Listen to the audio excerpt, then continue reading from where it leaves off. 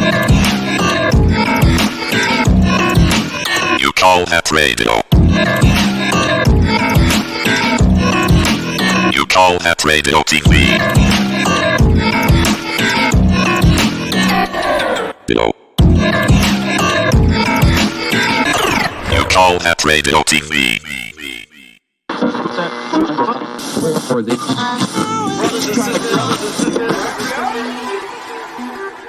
We are here to tell the people that we hear you.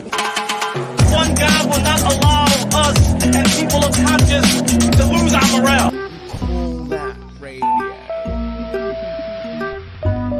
You call that radio? Jacking on my heels, out of sight. Bust up a bar garage. I kept that entire task.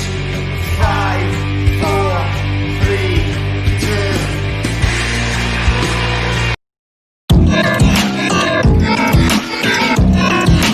2. You call that radio? You call that radio TV? No. You call that radio TV? This is You Call That Radio. Hello, and welcome to You Call That Radio TV. Tonight is a very special episode. It's 5 years to the day since Who Took Utopia came out. I'll be your host. No expense spared tonight. As you can see, we've changed the background from a You Call That Radio background to a Who Took Utopia vinyl on the wall. There is a couple of Who Took Utopia vinyls left. Vinyl, not vinyls. Vinyl. So we'll maybe give away one to the Patreons. So if you've not got one already, but you're a Patreon, then you could win a Who Took Utopia vinyl. And you can, if you're not a Patreon, but you'd like to be in the hat, that's just because I've got shite here.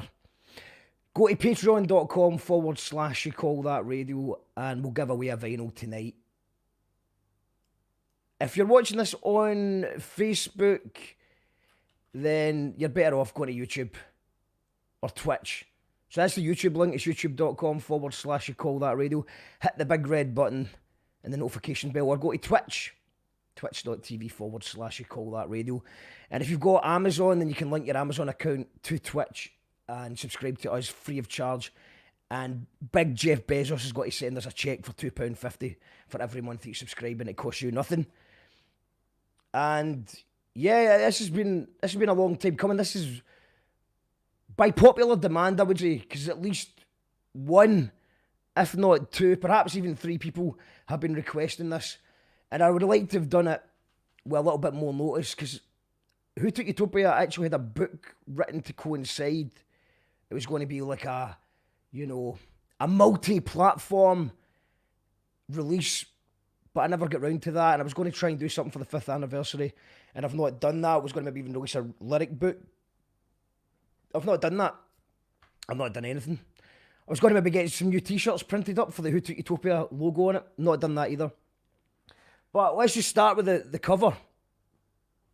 So, as you can see... Oh, I've got another one there. So, as you can see, it's lovely. It's made by Martin, the original Girobabies bassist. He made it. The name... So, as you can see, there's O. That represents the 4 seasons. So, you've got spring, summer, autumn, and winter there, which is quite good, because on Saturday it was actually summertime, on Sunday it was autumn, and today it's winter, and I think that's us for the duration. So the whole album is supposed to take you on a journey through the seasons. So if you listen to it on a loop, it should make sense. The last song was in it, the first song and stuff like that. Most of it, all of it, was actually recorded and produced by Robbie Gunn, who may be joining us on the show later on. We have got some band members and former band members going to show up. I doubt Robbie will, but I know he's probably tuned in, so please jump on the link, Robbie. We're going to have we've definitely got a few band members lined up, and if there's anyone who just liked the album or has got any memories of the album, then you can jump on the show as well. Happy to chat with you. And yeah, we're just going to have a bit of fun with this one. So let's just go back to the start of where it all began. And that's that. I remember writing that, going to potential. I was going to Govan. I was in Govan, and it was February. Late February, because that's where the line late February, that late February, son. That came from being in Govan, and I just remember writing the lyrics just sort of outside the job centre in Govan. And I didn't really know what to do. I think I posted it as an update or something. It was just a kind of spoken word thing. I maybe actually performed it as a spoken word thing. I definitely did. I think that was before it came out a song. And then we were going to play an Audio Soup event. They did an Equinox event.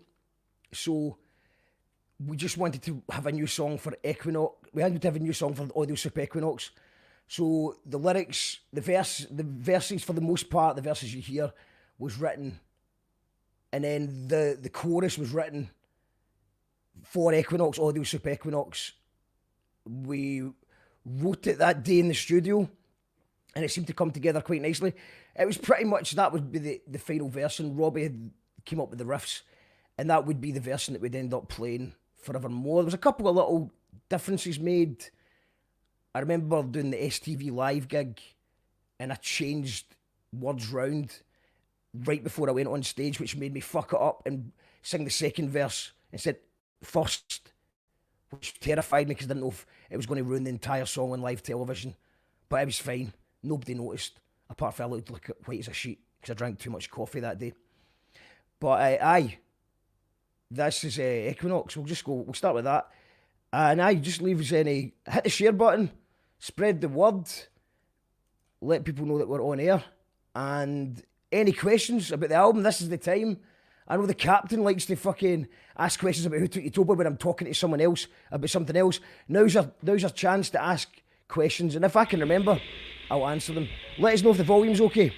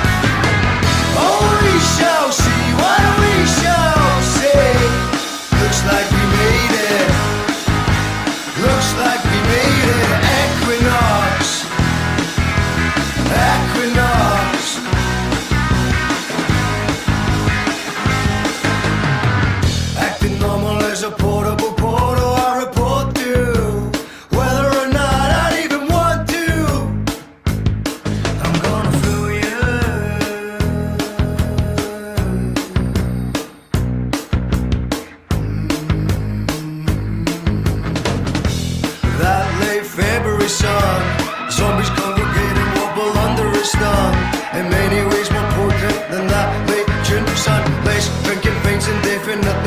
sunburn, seasonal affected disorder gets distracted. January blues have been sung and lambasted. Mad Park, here is hibernated and fasted. A spring and a step as winter's outlasted. The best is yet to come and now we're past it. Bad, bad. Oh, we shall see what we shall see. Looks like we made it. Looks like we made it. Equinox. Equinox.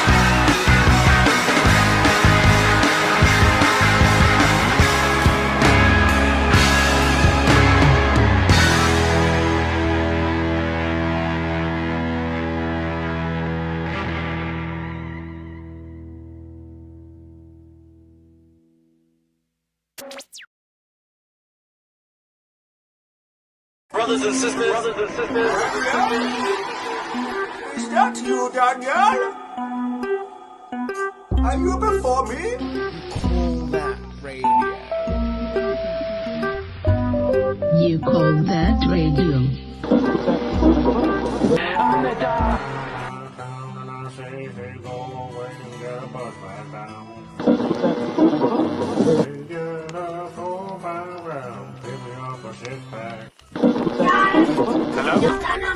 Hello?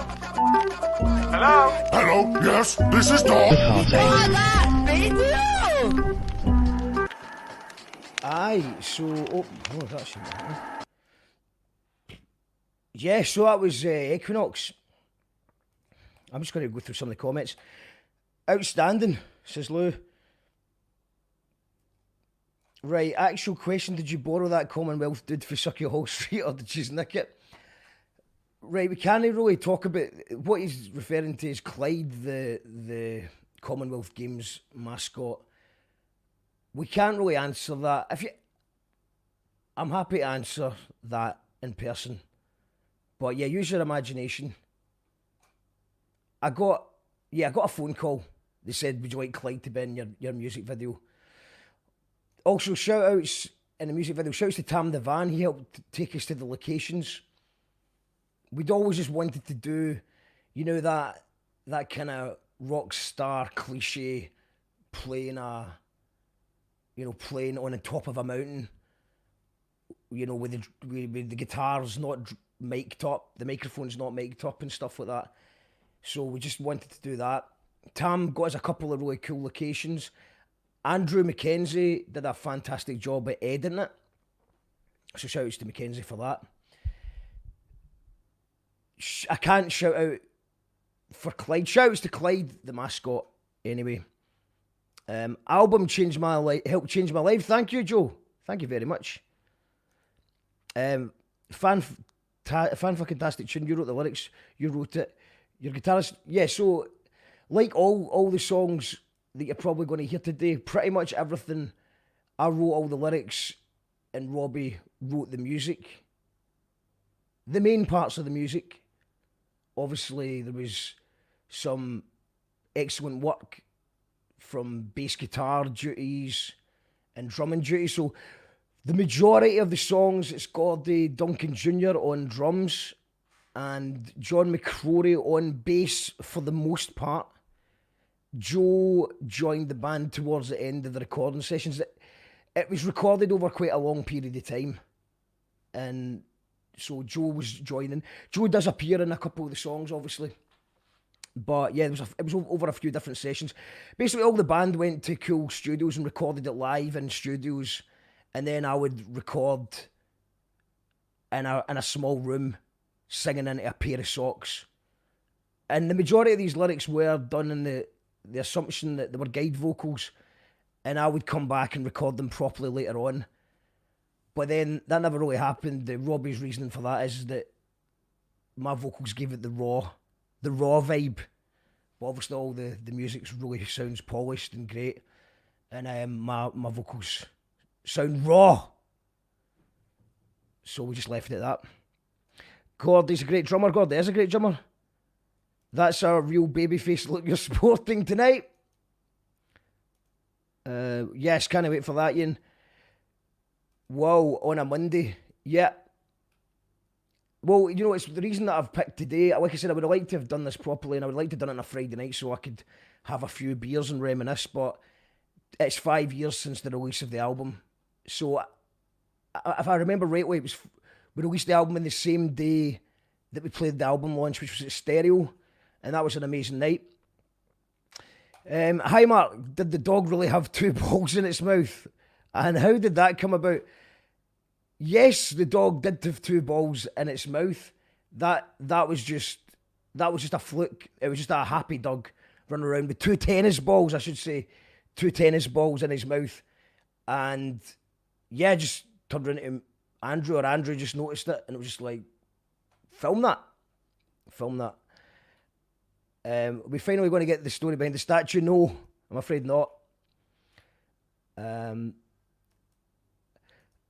A first charitable song I heard in my recollection of hearing it for the first time was Not Bad. I thought it was cool. A Scottish band with no label or management support had knocked up a decent wee tune and a nice wee video. Yeah, well, that's it. We've never had any manager, booker. The only real help that we had was Paul, who, you know what I mean? He helped do the vinyl. So, shouts to Grebo. They made the vinyl. They got it mastered, mixed for vinyl. Grebo Records, Paul. So when you order a vinyl, that's where it comes from. It comes from Grebo Records. We only got a couple, and then the rest of it's done through them. And they were brilliant. But that's the only help we've ever had. Everything has been done, you know, just within the band. And some band members do a bit more than others. The album was very cleverly put together. Thank you. For me, it's still one of the finest albums ever made. Evening, Mark. I picked up my mug from Icebox today after the 2-week delay. Thanks for dropping it off. Shout outs to the Icebox, and well done, Alan. You won. You call that radio mug. But maybe give a couple out. Maybe give out a couple tonight as well. Yeah, sorry for the delay. The plan was wanting to cycle down Southside side and drop it off personally, but it's busy times, and like I said, there is, like I was just saying earlier on, there is no management. So sometimes when you order something from me, there can be a slight delay because there is no team working behind it. I've got to do it all, everything, and it can be quite stressful. So yeah, apologies for the delay. I hope this is the best show ever. It should be.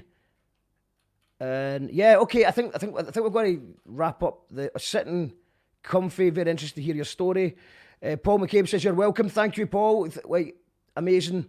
And that's why. So yeah, if you're going to buy merch, you're always better buying the vinyl, because the vinyl, Paul's on that shit. He's on it really quickly, a lot quicker than I am.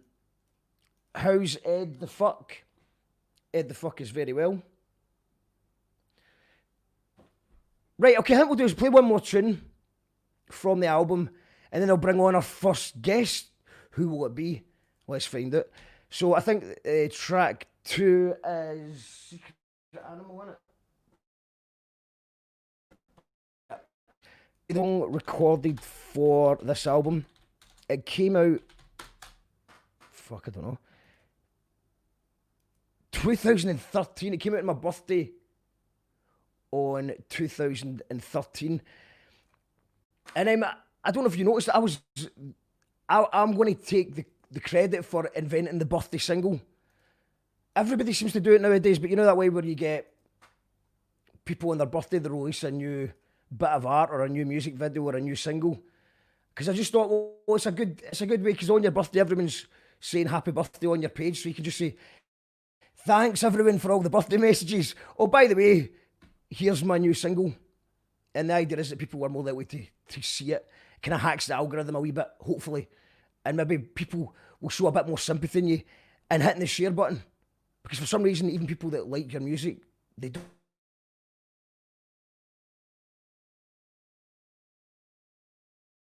really hear music that often. From my point of view, I'm always trying to share more of people's music, especially people that I know, and especially stuff that's good.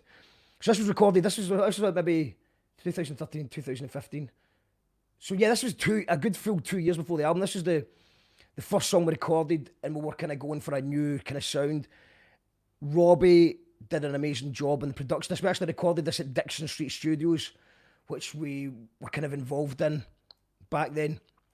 So, yeah, this is Secret Animal, recorded at Dixon Street Studios, and I hope you enjoy it.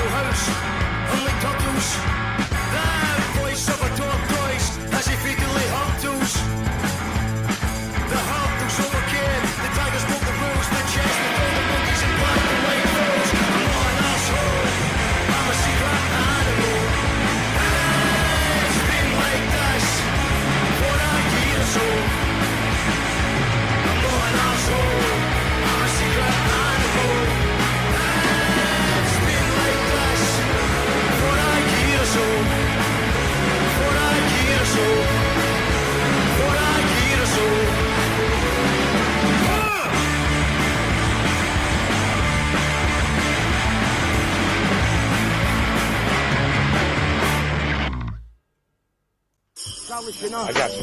Ready? You call that radio? You call that radio? Call that radio. Went back to the people who hated on me. Right, and then I see the disinfectant that knocks it out in a minute. That's mad, isn't it? Is this a Netflix thing? It's actually a podcast. What the fuck's a podcast? You know, it's kind of like a radio show. Oh, that radio! Yeah. Just popped in there.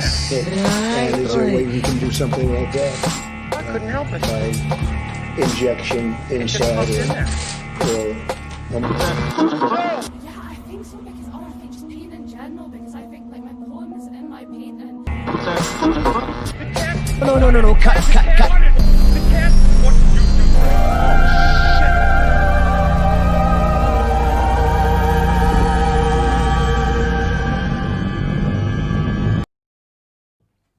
I don't know, was that working okay, guys? It kind of froze. See, I've just upgraded the internet, so that's why you can hear music better. But apparently, the other night it just cut off in the middle of the show. So I'm told by Sky that it takes 14 days. It can drop in and out the first 14 days. So hopefully we'll be okay. I'm going to bring on our first guest in a little second. I'm just going to catch up with What the Fuck's a Podcast? Makes me laugh every time. Superb track, says Alan. Thanks, Alan. The drums are incredible. John Taylor. Tune, says the captain. John McCrory says Secret Animal is one of my favourites to play live. John is going to be joining us if he can figure out his computer. Buy the vinyl on Wednesday for sure. Class tracks, mate. Oh, cheers, man. Can you tape Ed to the wall like the guy who taped himself to the billboard? Although I enjoy the way you throw Ed around like a rag doll, lol. I love the Girobabies. Thank you, Petra. He's alright. We can maybe blue tack him to the thing. Maybe. Hate to pick favourites, but this is a short, sharp shock track, often used to impress first-time Gyros listeners. I'm a sucker for a really dirty guitar. Yeah, and I think there's somebody that commented on that saying it sounds like a really annoying car alarm at the start, but I can't stop listening to it. That's all Robbie's got to take the credit for all of that.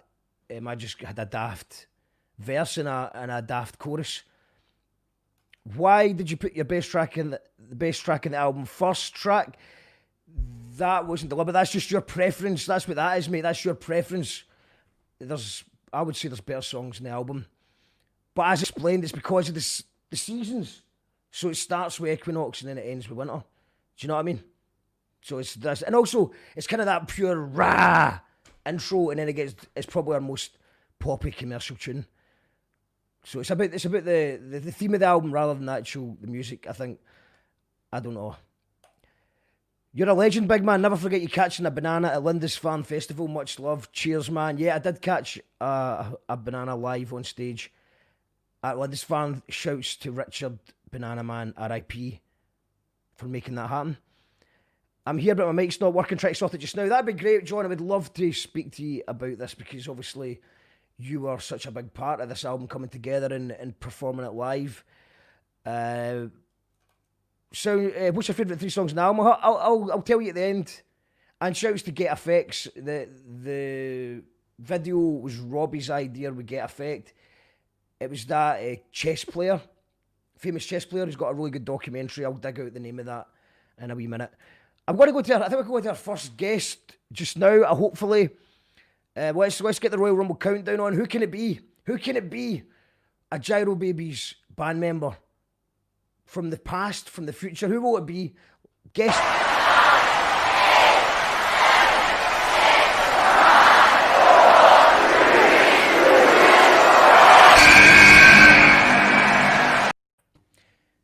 It's Dr. Jazzlan.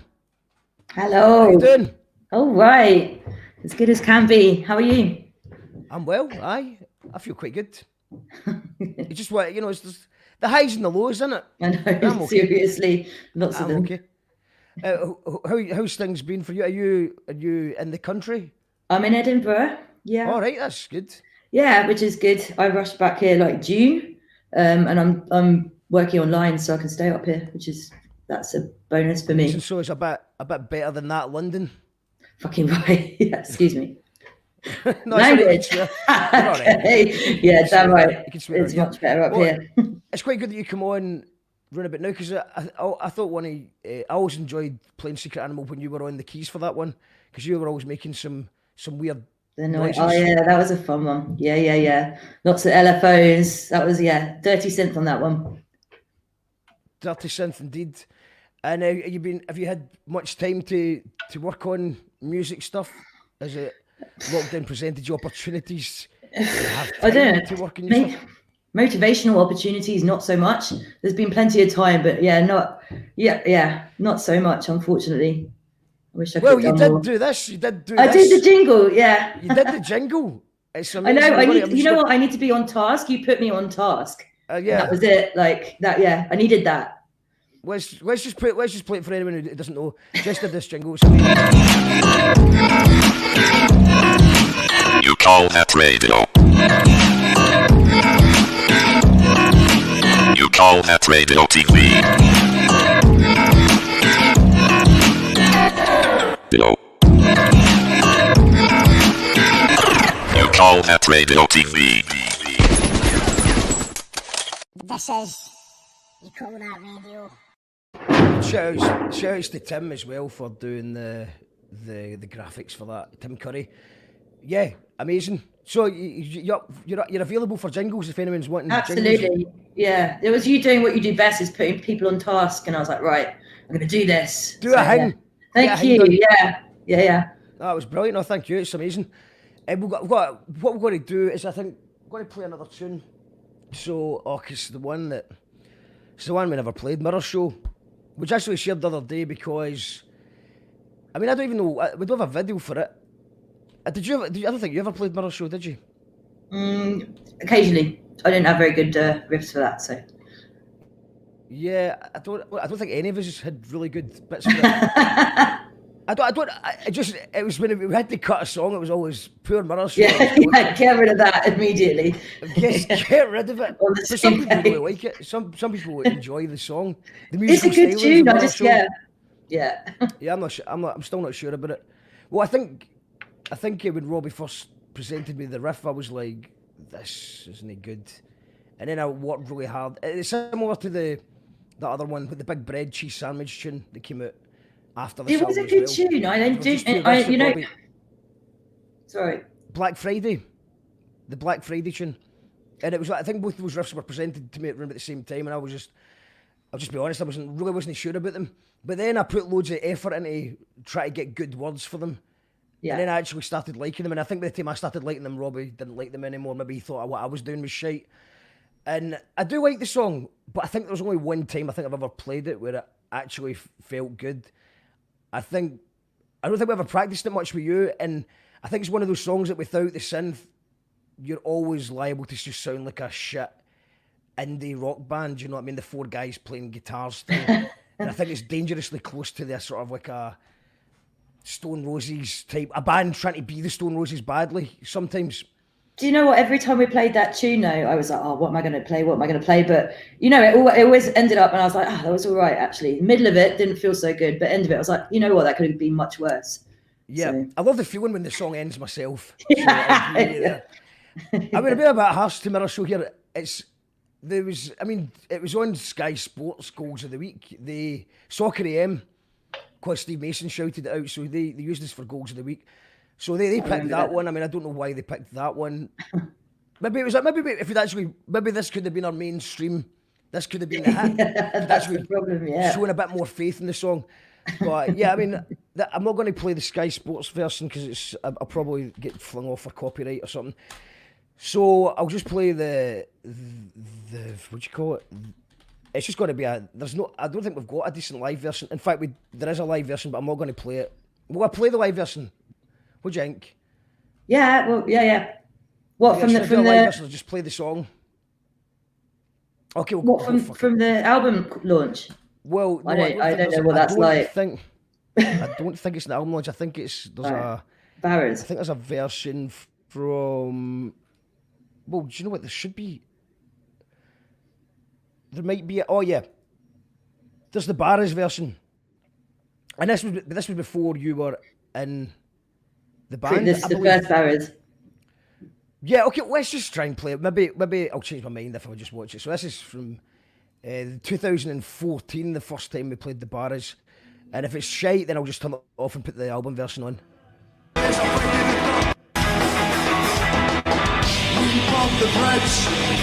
Okay. Oh, shut up, Mark. Yeah, that's what we played. What Could Go Wrong into Mirror Show. That was how we started.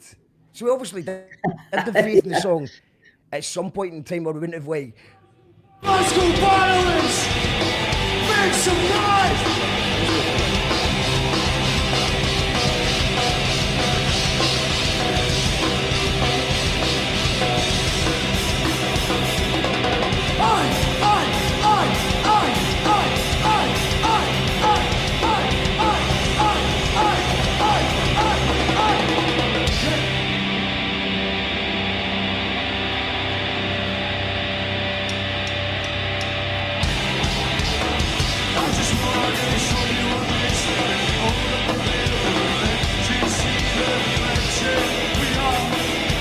We should already did what to do this today. It's a small list of the things I did already. I've accomplished breakfast and it's not even lunchtime. Yeah. We're here for a good time, not for a long time. Yeah.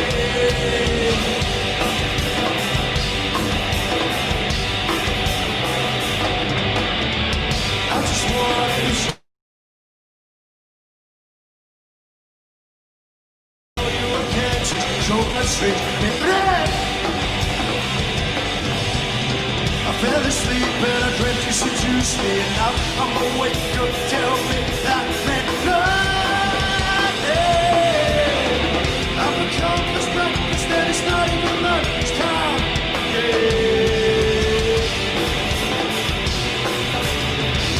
We're here for a good time, not for a long time, babe.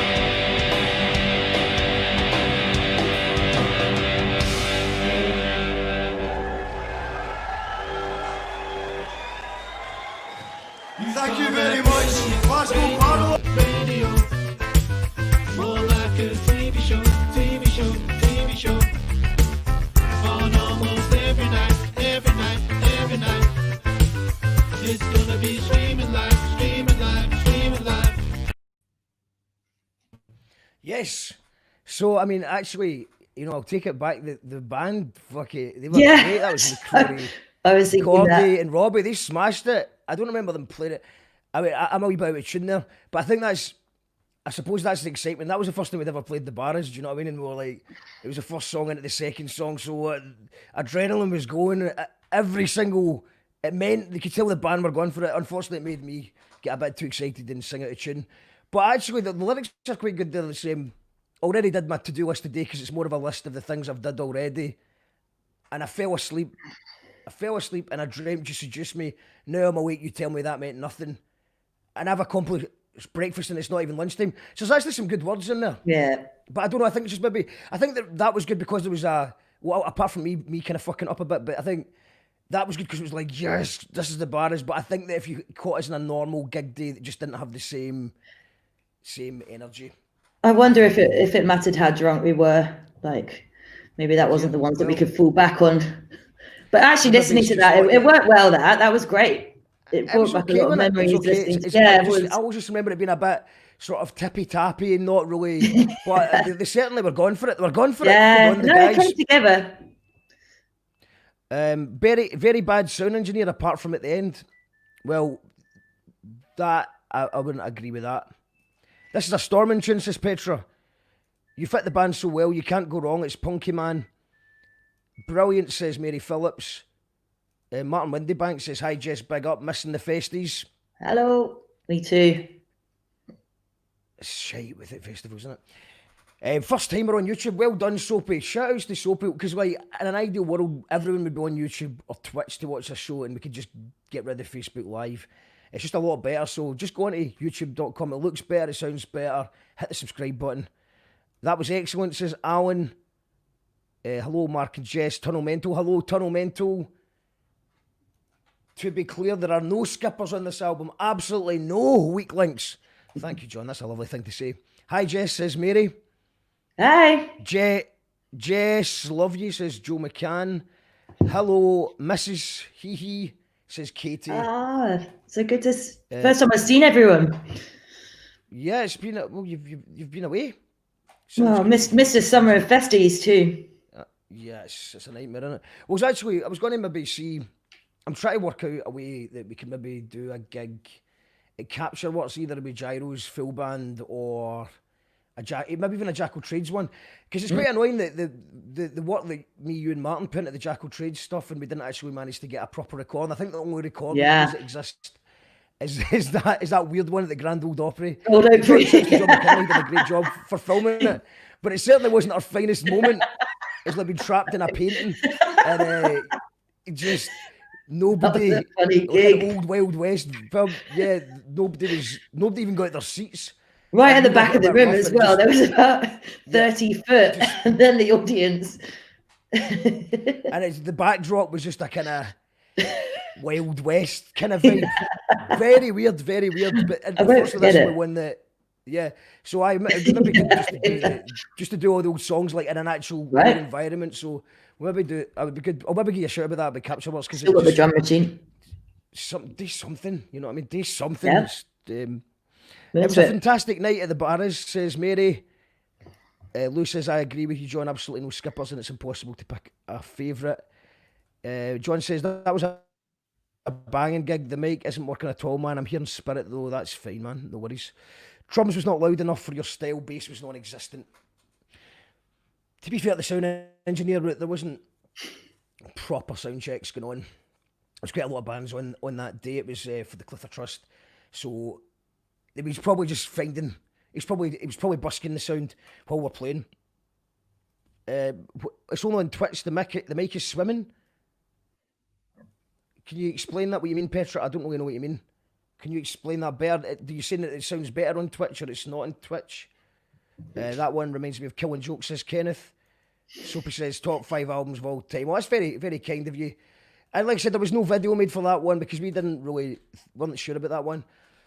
Sky Sports liked it, and I think I think we must have liked it at some point. And I suppose it balances out. It sounds quite happy, and you can't just be sad all the time. Then what happened? Brain Rocket and the Evolution of Turtles. So this was one. we used to play this a lot. Did we play it much when you started playing Jess? Is this one that you were involved in, or? Yeah, I would say we did. It wasn't like one that I felt like I particularly added a huge amount to. I felt like it was sort of quite fully formed anyway. But yeah, we did play it. Again, it was one of the ones lower on the list we'd get rid of.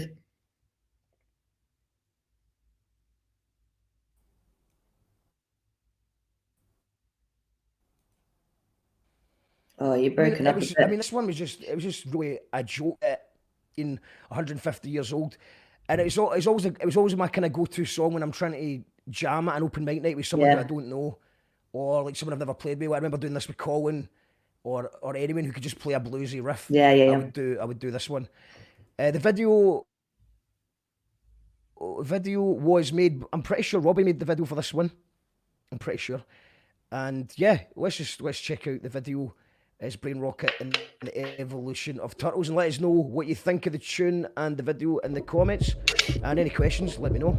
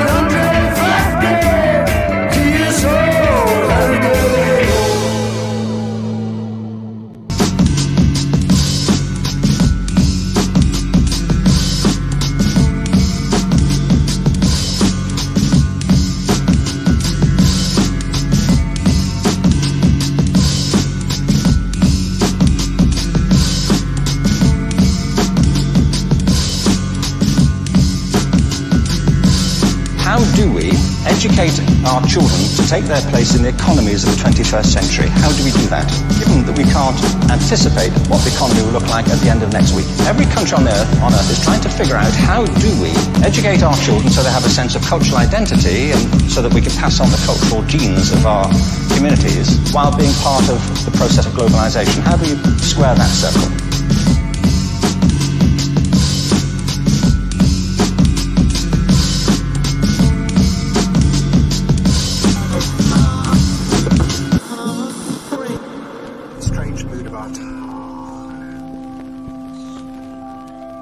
You call that radio? Makes a coherent sense. It's Who Took Utopia night on You Call That Radio. It's day one of no smoking for me. So I just had a bit of nicotine gum there. I nearly smoked, just out of habit, but I mean it this time. We've got Stephen saying the Barris versus the Turtle was excellent sitar and Bearfield. That was true.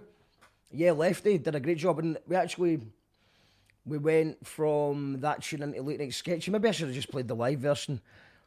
I mean, what do you think? Should we play the live version of Late Night Sketchy or the music video version? Oh, I don't know. It depends how many other barrows. Oh, you should do at least one from that gig, I reckon. That was good. That was a good version. Yeah.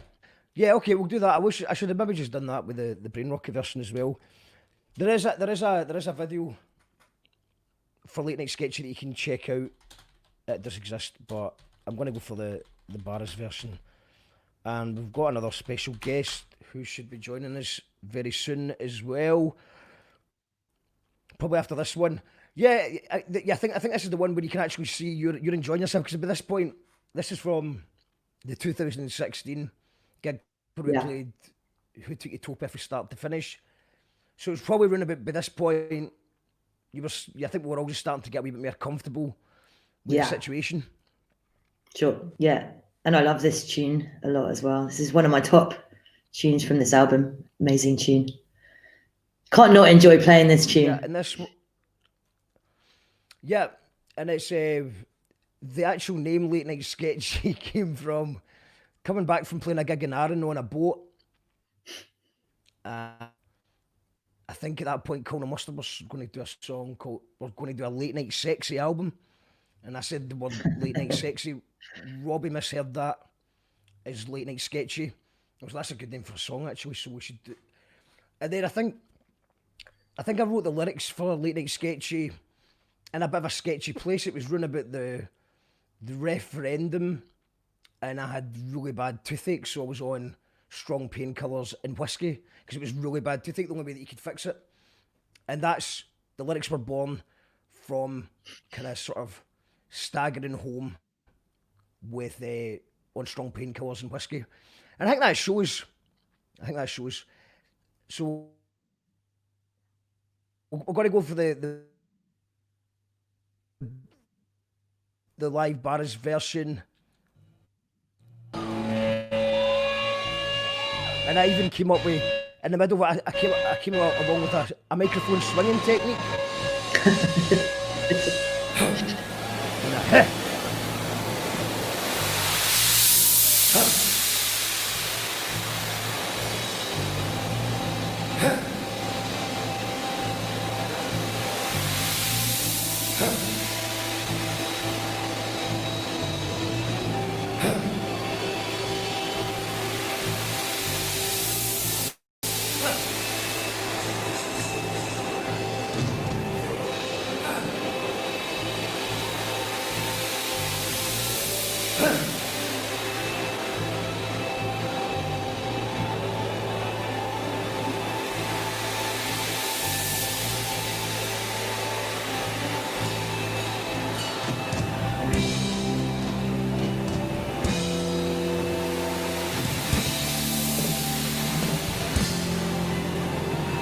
Very, very nice time.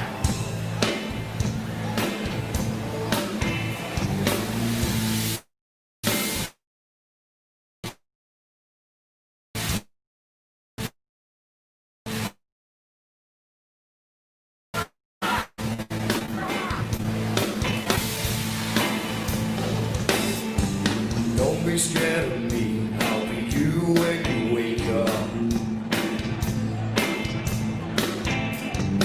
I'm not a hobby, you suddenly shake off.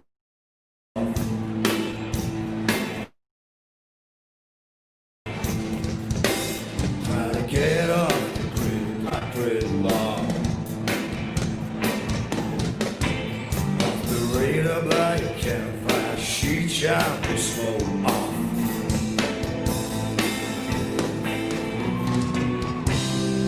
I smell petrol and I saw a spark, and she said, you need to go now, anywhere but anywhere.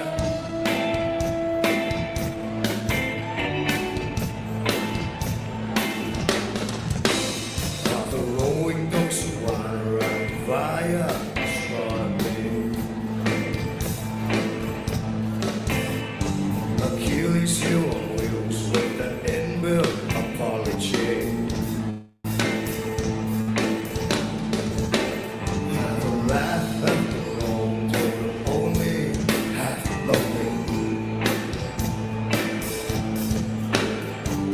march through the graveyard to the tail. Hey, stand on it. Sorry the dreams you were sold were not meant for your soul. The dreams you dreamt were only meant for the other one.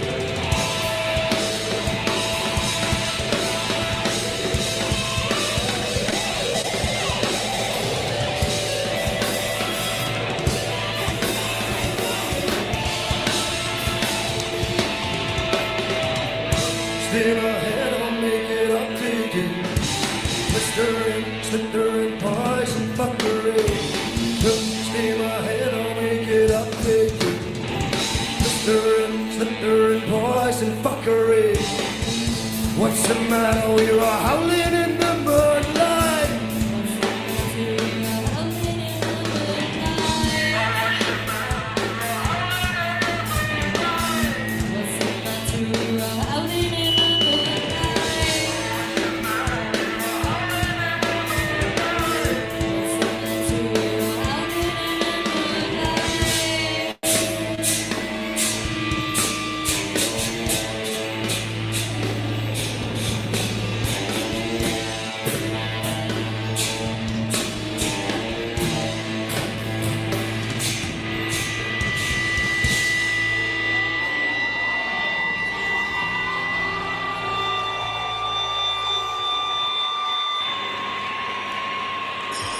I got you.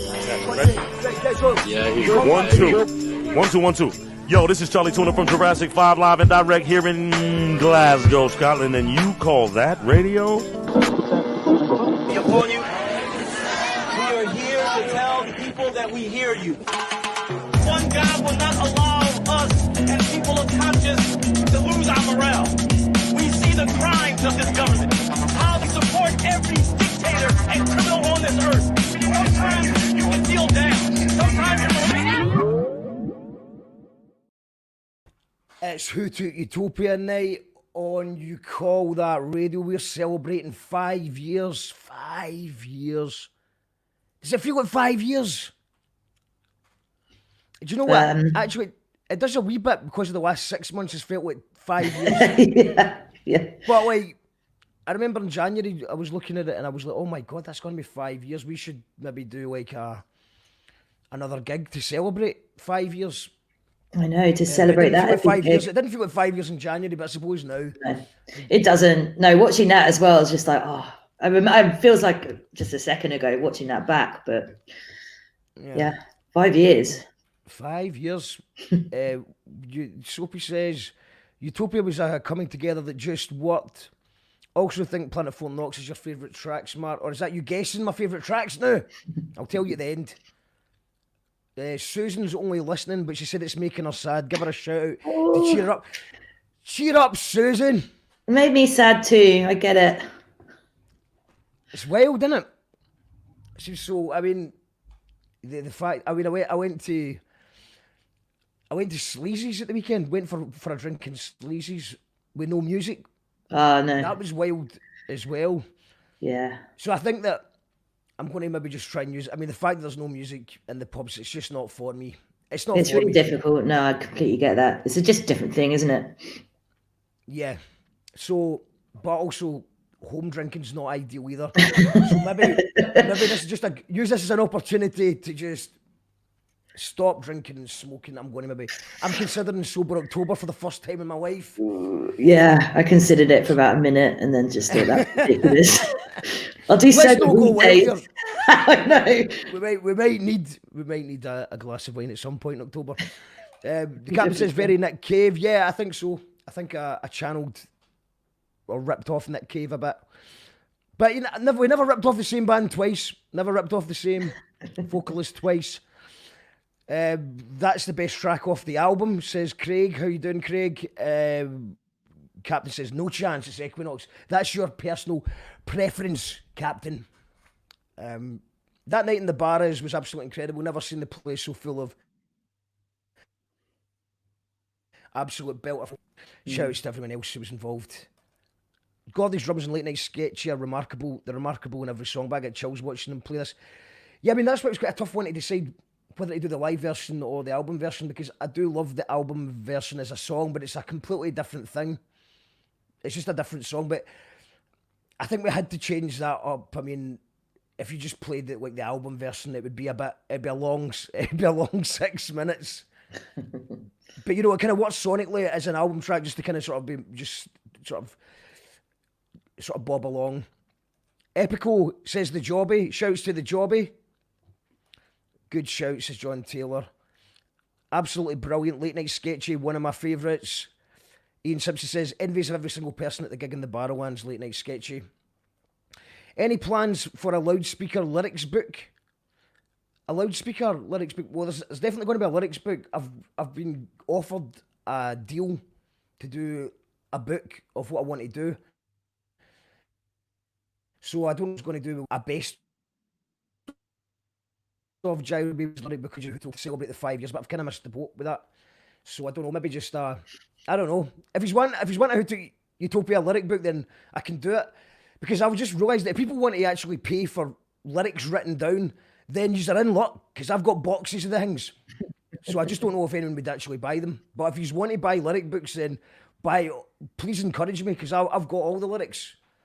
Really enjoying this tonight, says Alan. Come on, says the captain. The last 6 months has been 10 years. Yes, it has. The stage dive at the Barrowlands. All right, okay. I'm going to try and maybe play that later on. Billy Watson, really enjoying spending time listening to music and chat. I'll download the album. Cheers. Please do, people. It's and I know that nobody really downloads music that much anymore. So you can download it on Bandcamp, or you can get the vinyl from Paul down south. He's still got a couple left. Or just listen to it on Spotify. In fact, I've just put the Spotify thing in the comments. It'd be good if everyone, because I don't know if this makes much of a difference, but if everybody just, where is it? Spotify link. Yeah, here. Add it to your Spotify playlist, because the album's been at 5 years, but it's only been on Spotify for 2 years. Because it took me for a while to crack under the pressure of just putting it on Spotify. But I realise that's where everyone is nowadays, so I just fucking did it. I don't like Spotify, but it is a good app, unfortunately. Jess is away. Okay, Jess has disappeared. I don't know if that's a technical issue or not. But we do have another guest to bring on. So let's do the countdown. Who will it be? Who do you think it will be?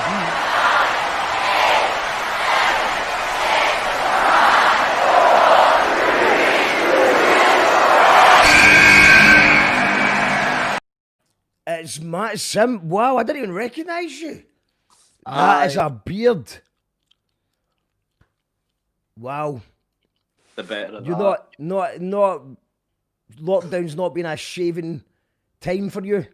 Nah, then it's kind of more an excuse to drink more craft beer as well, because I mean they kind of just go hand in hand now, don't they? How you been, man? Had a good lockdown? If you don't know Matt's our one of our drummers. Gordy Duncan Jr. can't be here tonight. Sadly, he's got a thing that he has to do tomorrow. He's got a legitimate excuse. So we wish Gordy all the best with that. And Matt, you've always been there when Gordy can't make it, and you've always done a fantastic job. And we always think that you're only doing one more gig. You're always doing one more, and then we usually manage to get one more out of you. They're too fun. Far too much fun, especially festival season, which I think everybody's been missing. Absolutely, man. So yeah, I've been seeing you've been doing some cool videos. You've been doing some nice drumming videos, so it looks like you're still getting a bit of a creative outlet. Have you been managing to get stuff? I think Diamond played one of your new Crook tunes to me yesterday. Oh, right, nice one. Yeah, he was actually doing a remix, I think, of the last Yes, one. that's what it is. It's the remix. Oh, right, cool. How's it sounding? I've not actually heard Sounding it. amazing, man. He's got some mad effect on Owen's voice for something about the fly in the orange juice. Aye, that's the one. Although I didn't know what he was saying until Diamond spelled it to me, because he's got a mad effect on it, but your drums are sounding phenomenal on it. I don't think it'll be my drums, because it's a drum and bass remix, isn't it? I think he's used your drums. I'm sure he said that's Matt's drums. I'm sure he said that. Okay, cool. That'll be interesting. It sounded good, man. What's that? And I think he's got some. I don't want to give away. It's probably if you don't even know, then I shouldn't be fucking telling people what's going on. But it sounds like he's got a good collaboration lined up for it as well. So yeah, it'll be good, man. What was your with playing Who Took Utopia? Did you have any favourites that you like playing? I think you know what I'm gonna say. But, yeah, actually, do you know what? I'm going to ask that question later on, because we can't play that yet, because we're trying to get through the album from start to finish. What track are you on, and is it one that I played? Next up we have Bring Potions. Oh, yeah, well, no, that's... Aye. Well, that's maybe second favourite. Possibly it's a good one. Bring Potions obviously is in the middle of the album. It's at the start of the side B in the vinyl. But it ended up becoming the kind of finale of the set, because it's just a fun one just to kind of go full steam ahead and give every last bit of energy you've got. Oh, it's a banger. Devote it to the tune. It's Lewis says it's my most listened to album on Spotify. Captain says, I know for a fact 2 of your favourite tracks are Planet of Floating Knox and Equinox. I need to guess a third one. We will be talking soon, Mark. Tell Susan not to worry. We'll be doing it again. It will come back. The music's coming back. Don't worry. It's just a bit of a bummer. I'm missing it as well. Senna shouts Matt. Oh yeah, that's Niall's mum. Hello, Senna. Hello. Senna, how you doing? Shouts to the States. Shouts to America. Shouts to the United States of America. Yeah. Things seem to be quite quiet over there. Nothing much happening in America. Gordy's a fantastic drummer. Yep, and so's Matt. And I remember saying to you, Matt, I think the first time you jammed it, and I was like, feel free to put your own style to it. And you're just like, well, that's kind of my style anyway. Aye, that is the... Well, I was about to say that's the problem. It's not a problem at all, but like... It was great. It was good because you just sounded... It was like for like. You just came in and did a tremendous job. And also, you didn't look unlike Gordy, so there was times when you were down in Manchester, people were actually thinking you were Gordy. That's why I've grown a beard. Just so folk can actually, unless Gordy's grown a beard as well. Well, that's what I was going to say. Sad news is that Gordy's got a beard and glasses these days as well, because he was trying to. Well, to anyone interested, I got it first. We've got a few more comments. Yeah, I'm going to just bring potions, and I think once again this is definitely one for the live version, because we don't have a video for Bring Potions. We nearly had quite a big music video director who was going to do as a mates rates deal, and he'd worked with some amazingly big artists, and he had equipment, he borrowed equipment for something else, but it was still money that we don't have. We just don't have a budget, so I'm a wee bit gutted that I never got round to doing that, because once again the live version is very different from it's quite different. It's not quite as different as Late Night Sketchy, but it's quite different from this version. So I'm going to bring up the Barra's version. I'll give you a shout, man, because like I said, we're thinking about doing a capture works gig if we can make the numbers work. So if Gordy's not up for it, I'll give you a shout, man. Because I'd love to play just a Gyros gig, even if we can't do it to an audience. Doing it properly to an online audience would still be just as fun, I think. Well, not as fun, but better than no gigs, man. It's doing nothing. Definitely. Exactly, man. Exactly. So let's go for Bring Potions, and then I'll bring you back on, Matt, for your favourite tune after this. So this is Bring Potions live from the Barras.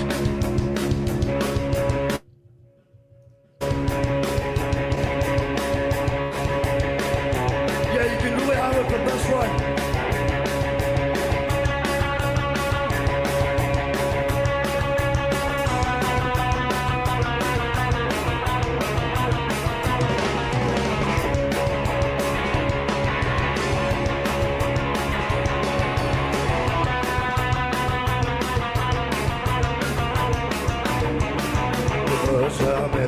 Dust unsettling, test tubes bubbling, bubble back, pedaling, roots and vulnerable, hot seat, leveraging, questioning, levishing, bring me my everything, don't have a crystal ball, all I do is pay attention, I see round corners when I feel my medicine, a message in a bottle of gin, needs attention, I dependent for yourself with the vet, and I pretend that, bring me my potions, bring me my potions, bring me my potions, bring me my potions, bring me my potions, bring me my potions.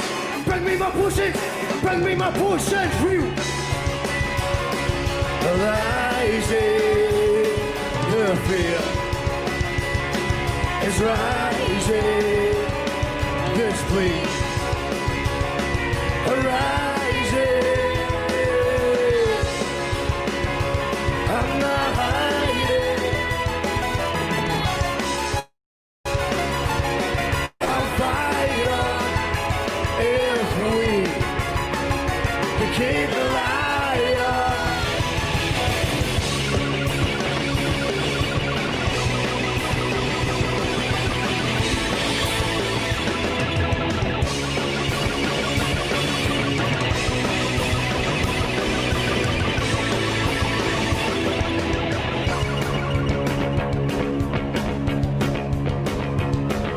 That's a true story, that's man. Black cat waddles in the puddle, he's bodying, born in Denniston, claims to be American, yeah, Alexander Bell on the phone next to Thomas Edison, it's the life of moment, switch it up to factor 10, rip it up, start again, and me my lucky pen, the man in the lab coat, wants to have that chat again, Adam and the mannequin, wants to get the crack again, mad at the god death, like a penny on it, rising, the field. Is rising, this week, rising. I'm not hiding. I'll fight on if we.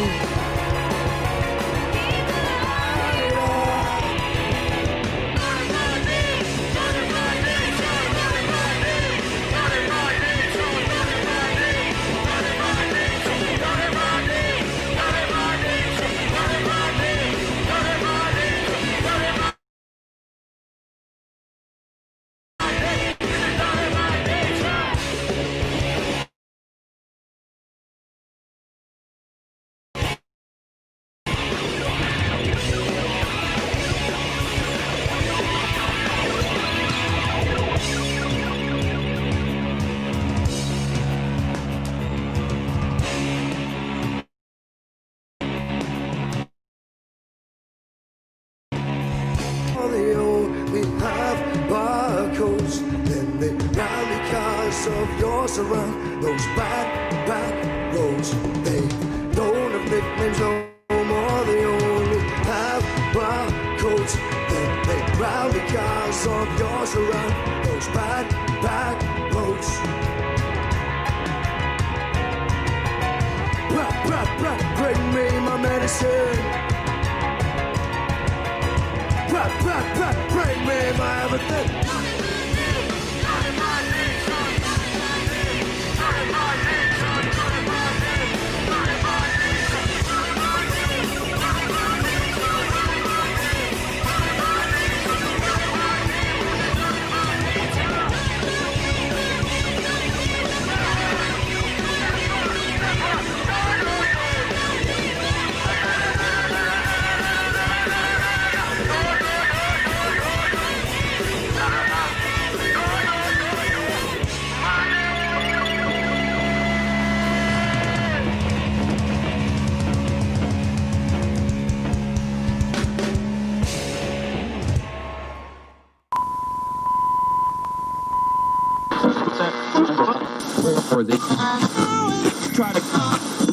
Brothers and sisters, may the peace that can only come from the one God be upon you. We are here to tell the people that we hear you. One God will not allow us as people of conscience to lose our morale.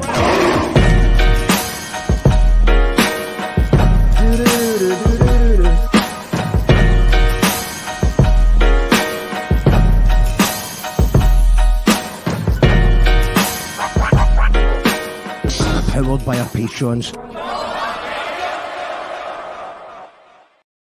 We are celebrating 5 years since Who Took Utopia was released, the Girobabies album, and we have some band members and former band members. All that it's getting busy. We've got Matt here, we've got Jess, Dr. Jazzlan in the house, and we have a couple more waiting in the wings. Let's see what the comments are saying. John McKinley's in the house. Bring me my potions. How you doing, John? It's been too long, mate. And we'll maybe... John is a massive supporter of not just our band, just everyone in the music scene. He's always got his camera. He's always taking videos. And we appreciate all the work you put in, John. Kenny Mulligan says, one of my favourite Girobaby songs, brilliant energy. It's like B-52s on speed. The guitars are magnificent on that. Absolutely, Robbie smashed that. Following Girobabies and Jackal Trades on Spotify. Nice one, if we could all do that. If you'd all follow the Girobabies on Spotify, that'd be good. I think the next single is going to be... Because normally we put things out on Spotify 5 years after it's been released. But I might actually just give it a go and put on the new single on Spotify first. I'm considering it. So go there. Lucy, this is my go-to live versions of Bring Potions. God, I miss live music. I know, it's a bit annoying, isn't it? Bit annoying. Fantastic. I love it. Makes me miss live music so much, says Lindsay. Bring me my medicine. Yes, I love this so much. Yeah, and if, as I stated earlier, I hate favourites, but if you were to put a gun to my head, it's Bring Potions. Joe's backing vocals and Jess's keys seem to affect me deeply. Yeah, I think Jess, I think that's your crowning moment at that gig as well. There's something a bit amazing about the synths when they come into play at as it builds up. Got a comment from, hold on, Petra said something about, oh, you said something. Joe looks so hot in this video. She does. Let's see if we can muster Joe Dark on.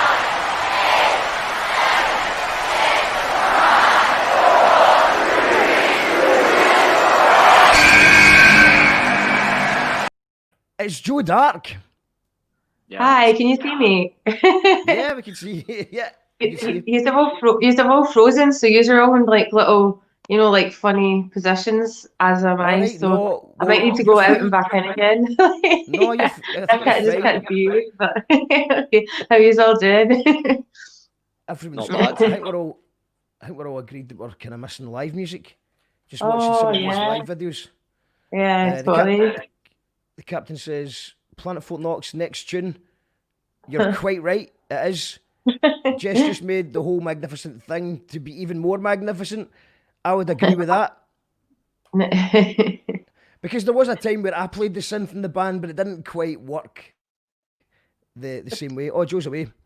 Do you know, Planet Fort Knox is next. Do you know what I would love?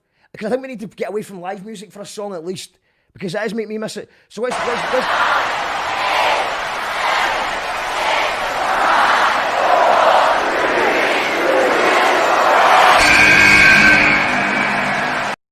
Who's that? Who's that? It's all right. It's Martin Windybank. How you doing? You right? Yeah. What's happening, guys? Martin Windybank, who is the music video director for most of the good videos that we've ever been involved in, and many other bands. And also, Martin has got his international caps for playing guitar. Like, I mean, I don't know how many band members there's been all together, but you have Lindisfarne Festival. You played, Martin. That's right, we did. That was amazing in that bar and the beer tavern.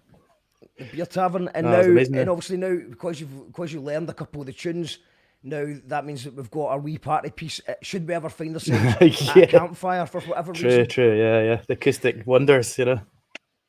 The acoustic wonders. And, yeah. Obviously, let's get away from campfire chat and live music chat altogether, because what we're going to do just now is bring on your Planet Fort Knox video. So back when wearing a mask was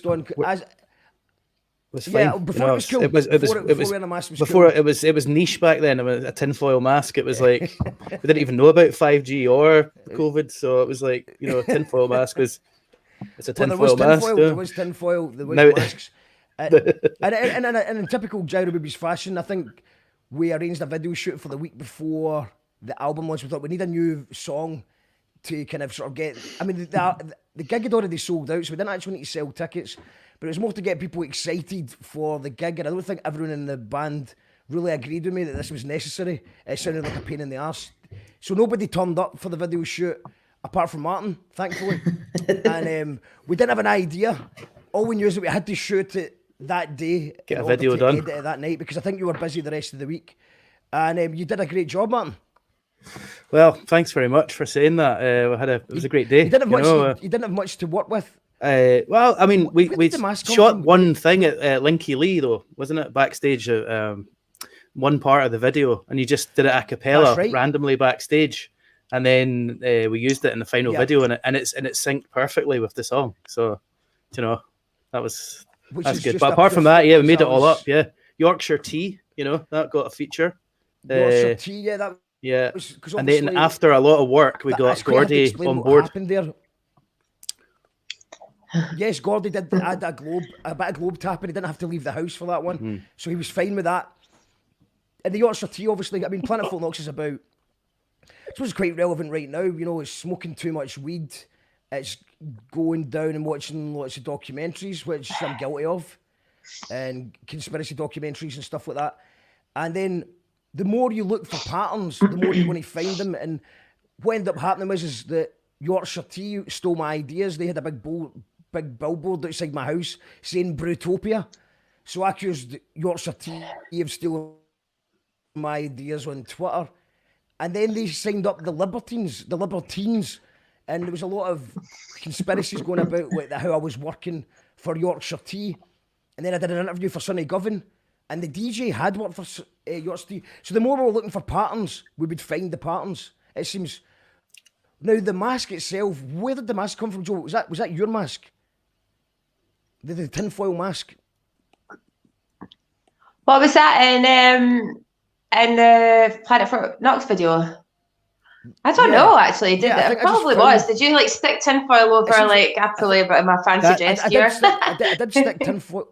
I don't know if that was Martin's idea or my idea to stick tinfoil. You wore it at the Record Factory gig with Colonel Mustard when you went on stage to do These Are Not the Drugs. You I think you wore it at that gig. I've got a video somewhere you're doing it. I think that was a couple of weeks before it. So in typical subtle fashion, I was wearing a boiler suit, a face mask, and I was probably just wearing the flyer for the gig on my chest. You know, I did that a few times, like going some great promotion, and like a man, a billboard man. try to get his advert in there. So let's watch the video and let us know what you think. It's actually, this video's at 19,000 odd. So after this show, I think if everyone could give that a share, we could maybe get that into the 20,000, which is decent numbers for us. And then you see Gordy playing for the comfort of his home. To my credit, I was drinking slowly, and to my detriment, I wasn't really. It's all swings and roundabouts, hocus pocus, smoking mirrors, postman and higher living. Never he delivers. If I ever look confused, don't worry me, I'm getting you. Just correlating da. Me one day I'd sell ya. People want the truth, but don't care for facts. They want a black and white soundbite as a green light to react. I'm not angry to say I was suggest I'm somehow surprised, and I'm not shocked. No one joke. It's all so very predictable, all so very avoidable. Go back, mental block, main walk, remorse bubble. I have my own theories, I'm the king of this rubble.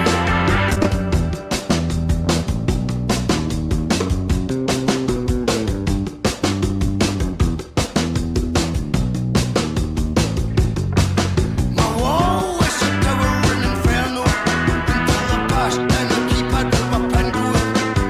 Motion capture lasers for good measure.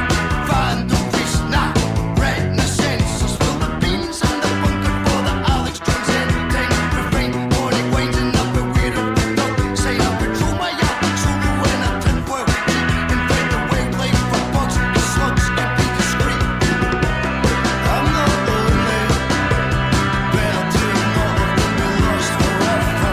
And I'm not better, no wonder I research the text of all the ancient scrolls. Visit is no welcome right here no more. No time for the fools that were sowing the mall. Down the shut the skull for I'm invisible. Trails get electrocuted, trails passes through the mother. I shoot one second of remote control. My fence is made with my buffer defense. Get out my head, this is my patch. Get off my land, keep off the grass. Below, there's nothing for you here to see. Planet Fort Knox with the portrait population of just me.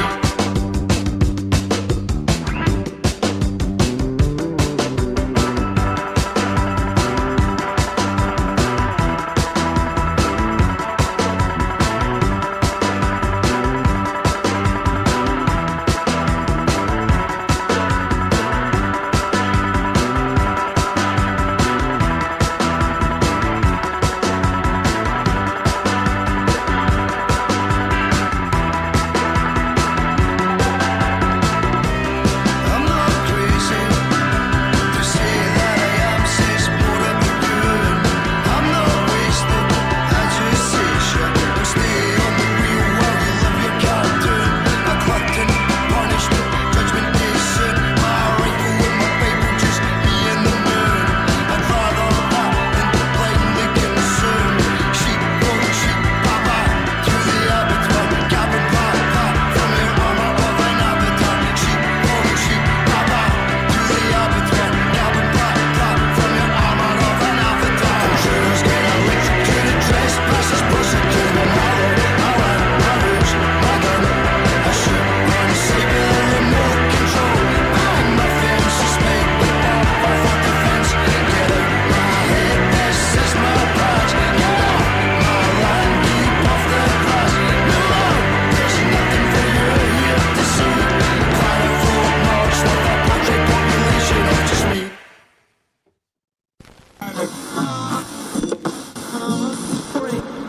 Strange mood about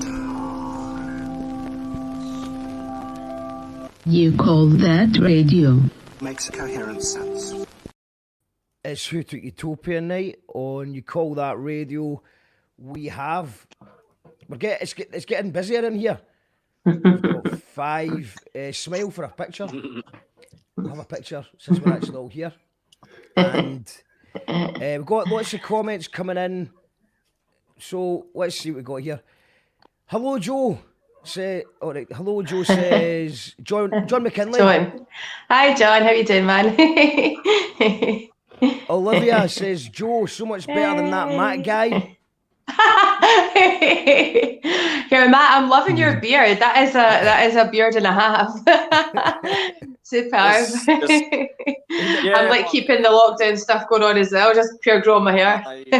What's that? It was laziness personified, but then I thought actually doesn't actually look that. Just go for it. Yeah, that looks cool. It suits you. It's nice, man. Mark's getting his lockdown locks out too. Yeah. I cave. Yeah. I cave. That's it. Yeah. Might as well like no here. Opposite extreme. Michelle says Planet Fort Knox amazing. Thanks, Michelle. Planet Fort Knox filmed at Cathkin Park, round the corner from my flat. It was indeed. And has Jess left the band? Well, there isn't really a band to leave right now, is there? There's not really anything happening. I suppose the way that it's always been is that, well, Jess has been travelling around the world like many of the band members, so that's why it's quite hard to get anyone to do anything right now. But I'm sure Jess will play again. Oh, I'd love to play again, for sure. I'd love one of those teas. What teas? The Who Took Utopia teas are you talking about? Oh yeah, the one that Martin's got. Do you know, my plan was to get a new order in. If you want them, if you let me know in the comments if you will buy one, because I need to order at least 20 for Mandy to do it. So if it looks like there's a demand, I'll get more in. And I don't normally believe in like keeping it limited edition, so I never get a second order in. But since it's 5 years since we've had them out, then I think we'll make a special rule for this one. Every time I walk through the Cathkin Park now, I immediately think of the Planet Fort Knox video. Yeah, so do I. Also, do you know what interesting bit of trivia? So Lamppost Light was also recorded there by Martin Mindy. Yeah. In the Twist. Yeah, we did. It's Pinewood Studios there, you know. Pine trees, I think there's pine trees there. Mark, boy, the opening line to Planet Fort Knox has been one of the best opening lines of anything. Like, I'll be honest, I quite like it as well. I remember writing it. To my credit, I was into slowly, to my detriment, I wasn't really. And I did go, that's good. I did actually think that's good. I'm actually glad about that one. Mark, I remember you talking to you on Facebook about how amazing Planet Fort Knox is, and you said the last couple of minutes makes you imagine people ice skating. Now every time I hear it, I think of Torvo and Dean. Me too. You suggested the ice skating route bit. Yeah, well, I mean that's it. That's what I do. That's you know, my understanding of music is based on images that I get in my head. So it's like, you know, I don't really talk in chords or scales. So anyone who's had to come in and play the since you just gets hit with it, you know, make it sound like someone ice skating. Okay, Mark, whatever. Fair play to you, Jess. You were always quite good at replicating the wild thoughts in my head, and that is so as well, Robert. I suppose that's just what happens when you come up with some strange adjectives when you're trying to explain how you want something to sound, whether that's clunkier. Can you make it clunkier? Tune, says Captain. Tune, says Davy Robb. I love when that was filmed at the Old Hampden Football Stadium in Mount Florida. Correct, Kenny? Absolute banger. Everything in the world is perfect when I hear this. Oh, that's nice thing, Soapy. Planet Fort Knox, I've watched this video lots. Lyrics says, video great, band awesome. The tinfoil masks looks like Joe's Weird Me mask. That was before the Weird Me mask, actually. So what was it? Maybe I subliminally ripped you off. But I think the Weird Me mask had a higher production value. I think I just put tinfoil. It did indeed. Yeah, I think the Weird Me mask was like the next level up, wasn't it? Like you say, Martin, a bit more. Full cast, you know what I mean? It was... And that was also before masks were mainstream. Some of the Jackal Trades, the House of No Eyes had a mask as well. I'm starting to see a pattern. That was a cool mask. Yeah, that was a cool mask. That was Barry Neeson. Oh, that's a great mask. Yeah. Yes, I'd buy a t-shirt, says Petra. Any weird videos from Mugstock, and did you ever find out Who Took Utopia? Of course I did. It's in the album. Why do people still ask me? Listen to the album, it tells you. And I'm not going to tell you what the answer is because then you won't listen to the album. You've got to listen to the album. You'd buy a t-shirt. Okay, we've got one t-shirt. If we get another 10 people, I'll order a new batch in. But I don't know about weird videos for Mugstock. Oh yeah, I think I know what you're talking about. When I was asking, I was walking around. Yeah, that sign. Yeah, like. I was asking people who think took Utopia. That I think I went home and left you to it. It's in the video, isn't it? Is it not in the film? I think there's bits of it in the Who Took Utopia documentary. We might play at the end tonight, actually. Liam says Matt's when Castaway. Matt's when Castaway, I think. He has actually been cast away from technology as well. We'll take 2, says Paul. Nice one. We've got us up to 3. You promised me before if you had a Who Took Utopia CD it'd be mine. You did say that 3 times. Yeah, but I don't have a Who Took Utopia CD. They sold out 5 years ago. They sold out. So I don't have one. I don't. Yeah. If I find one, yeah, but I don't have any at the moment. Perfect location for this Catherine Park is practically empty. It is, and it's just cool to see those empty sort of football stadium seats. Fact. We'd definitely buy a Who Took Utopia. Okay, we're up to 4. If we get up to another, so if we get up to over 10, then I'll do it. Hi Joe, says Mary. Hi Mary.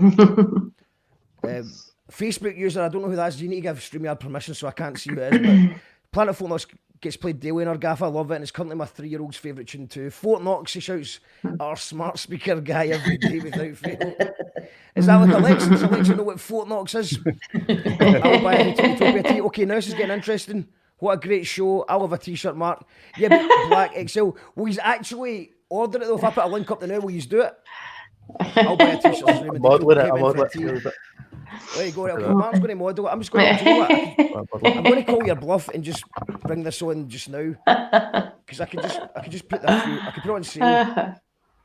That's good. Do you know what? I'm going to put them on sale just now and call you a bluff. If 10 of you order it tonight, then we'll just get ordering. If there's less than 10, I'll just refund you. So next up in the album, we have a song called No Place Like No Place Now. I remember, I think it's really good that Joe got involved in added the vocals to that one. I don't know how it would have been without Joe now. That was written with Joe in mind. But what do you remember about this, Joe? Yeah, I think I really like the vocal I kind of sing on that as well. I think it definitely adds to it. But can you hear me? Hello? I can hear you. You can hear me. Yeah, it's kind of it's went all a bit glitchy, didn't it, a minute there. I really like that one. So obviously I didn't. That was just some of the vocals that I kind of added on that album because it was mainly kind of written before I kind of got involved with gyros, but they were kind of little bits that I kind of was able to add. So that one in particular, I think it just sounds nice and it's quite different, I think, from some of the other gyro stuff as well. So I actually really like doing that one live as well. It's we kind of brought it back more recently, and I really like doing that one. It's got a totally different vibe, but George added this kind of mad jazzy vibe to it, which was quite cool. I liked it. And they did a great job of just kind of sort of bringing it back to life, because it was just something that we weren't really nailing live. We didn't really feel it was going. Yeah, I think we had so many other ones as well that we would kind of put in the set before like those guys kind of got involved, wasn't it? So like then there wasn't maybe the big back catalogue to kind of call on as such. So yeah, maybe that. I don't know. Can you hear me right? Am I kind of Fun to play. I love playing that tune. I was always really disappointed when that tune was cut. I was like, jazzy chords. Yeah. Is that a fun one to play, Jess? Yeah, I love playing that tune. Yeah. Well, we've got to play this. We've got a video here made from Gordon. We made a video for this. Not even at 1,000 plays yet, so get that shared.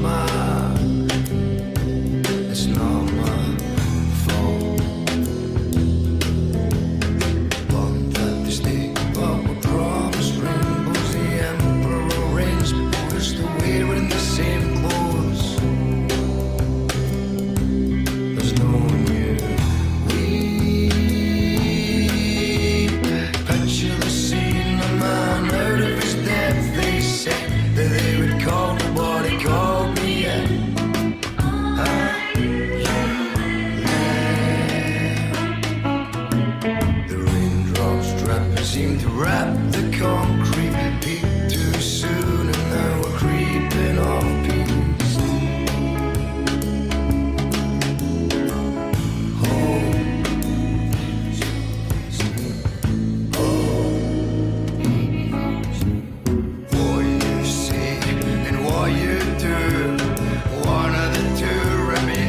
By the few, some rules don't apply. Indoctrinated quicker with the contradicted to the contraband banned by a cowboy crusader. There's no new, there's no new me. Picture the scene, a book out of its shell, just a cobweb that malicious spider left. Can you spare? The hailstones hailed down a taxi driver. Rumours started over jars of cider.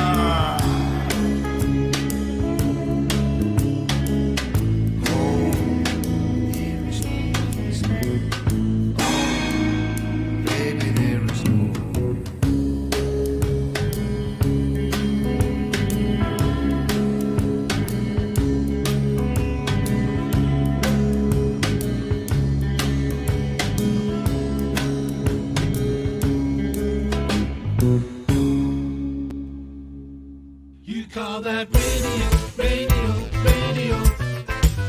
More like a TV show, TV show, TV show. On almost every night, every night, every night. It's gonna be streaming live, streaming live, streaming live. You call that radio, radio, radio. More like a TV show, TV show, TV show. On almost every night, every night, every night. It's gonna be streaming live, streaming live, streaming live. You call that radio.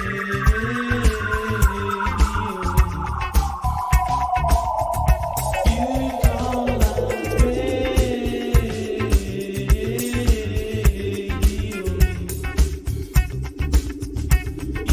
call that radio. You call that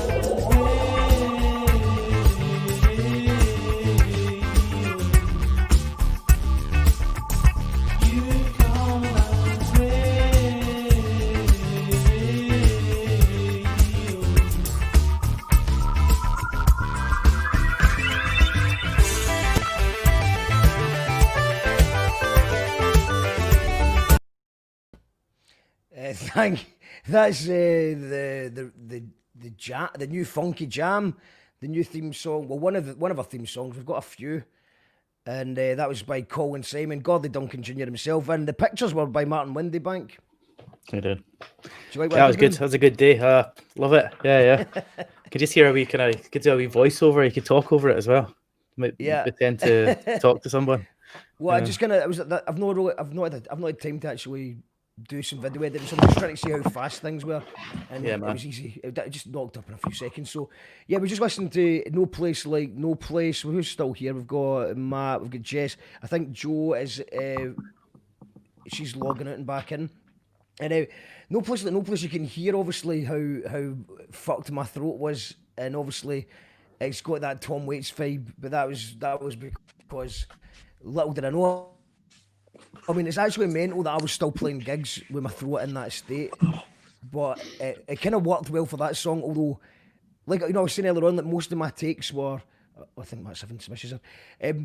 Most of my takes were done like as guide vocals, usually just me singing into a pair of socks over a microphone. And that one I remember with Robbie, and I did about 40 takes for that song to work. It was so frustrating because the melody I had in my head, I couldn't recreate on the vocal. Oh, Joe's back. Hello, Joe. Hi, sorry, I don't know what's going on. Yeah. You're fine. You're back. Hopefully it's right now.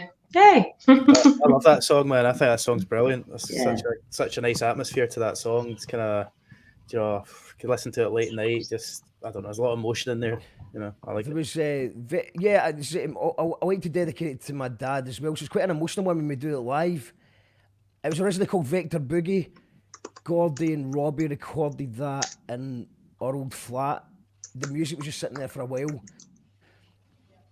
And I think it's quite... That was the second last song that we recorded. The last one was Escape Routine because we were waiting. I was waiting because I knew that was going to be the last song to bring it all together. And but actually, it's Ramp Up the Theatre, which I believe this is Matt's moment. Matt, what's your favourite song to play live? Ramp Up the Theatre, he said. Did you hear that? It is indeed Matt's favourite song to play live is Ramp Up the Theatre. And if Colin Symes about here actually, because we've not got a video for this one. No. I did have an idea for the video for this one. Robbie thought it was a shite idea, so it never got made. But we did do a live version of it. Colin Symes did a great job of learning 3 songs in 3 hours and then performing them in live TV. And he also changed his t-shirt for every song. Can't block his hustle. And this was the live Mess TV. And actually, funnily enough, Jess, I don't know if you remember, this is the day after I met you for the first time. I was going to say that. I didn't want to jump in, but that's the first night I met you. Yeah, I was like, well, I'm going to be on the telly tomorrow. You're like, right, no bother. I was like, I was just wasted in a house, but I'll go on the telly tomorrow. Like, very good, mate. Very good. I was like, you could add some synth to my band, and you're like, of course I could. Of course I could. you were, and I enjoyed your confidence that night. So I was like, yeah, we definitely need to get her in. So yeah, this is also a little look into how the band was sounding before. I mean, obviously it should have been John McCrory on bass. He couldn't make it, so that's why at the last minute we had to replace. It's always good to have a couple of spare bassists I've found, and strummers, and spare synth players and guitarists too, if you're going to be in a band and play more than 5 gigs a year. It's what I've found. That's what I've found personally. But I think this is a good tune. This one kind of works okay with it, the synth, but I think just when I listen to any of the tunes like that was before Jess was in the band, it does all sound a bit bare. And yeah, you see what I mean. It's still a good live version. Though. Yeah, I agree. Shouts to Mark, who was the sound engineer, who actually was our sound engineer on tour randomly before, and we had no idea he worked for STV. We hadn't spoken to him in years. He just came down as a sound guy, which was really reassuring. But unfortunately, I drank too much coffee, and I was actually a little bit nervous. You can maybe tell. I don't know.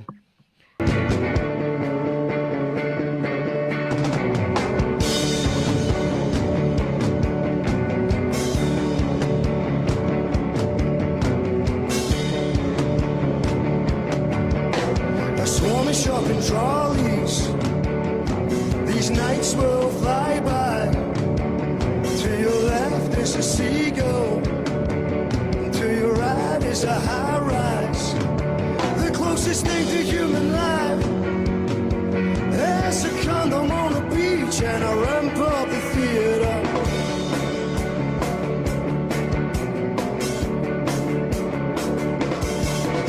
The bar lies empty. The waste ground rampant and the factories vacant.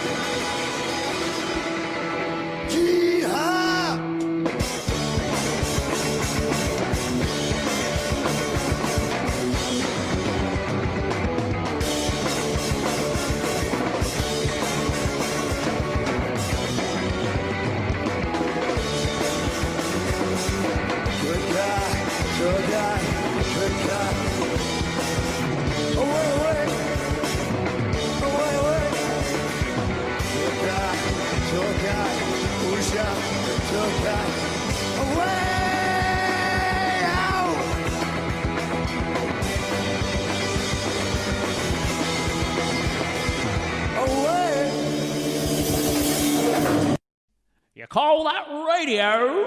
And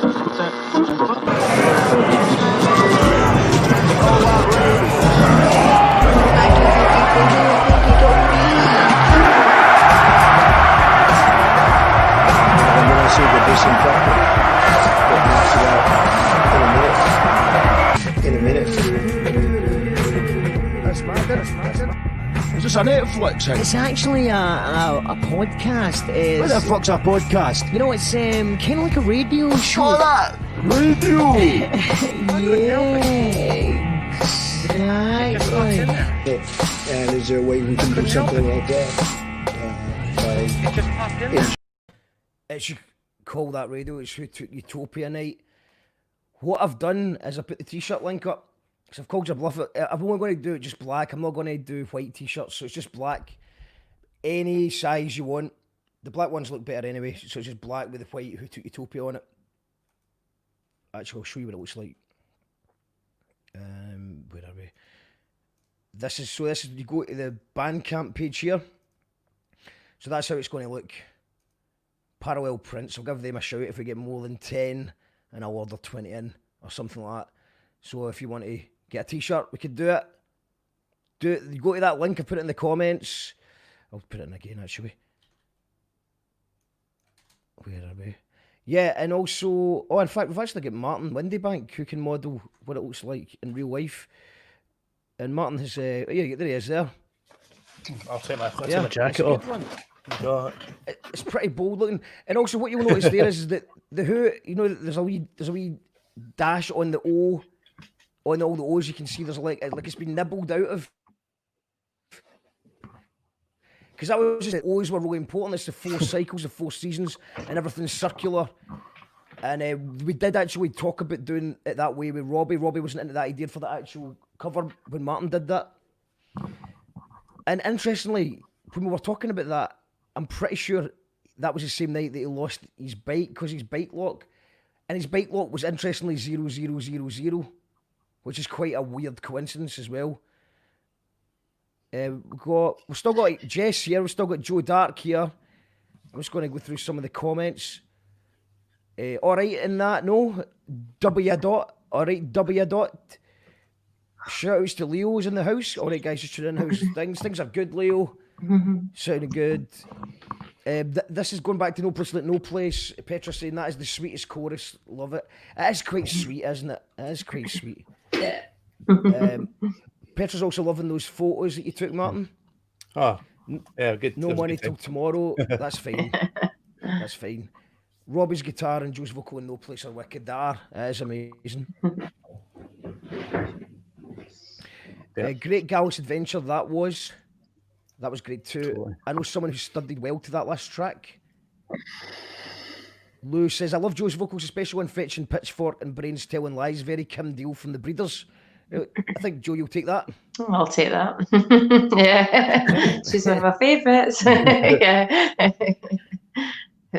Yeah. We've also got STV would kill everyone. Yeah. End of the Ramp was a finger killer on the bass. Yeah. It's the one that everyone that has to join the band are just sort of sailing through. Oh, this is easy. It's like, okay, now it's ramp up the theatre time. Yeah. There's lots that can go wrong in that song.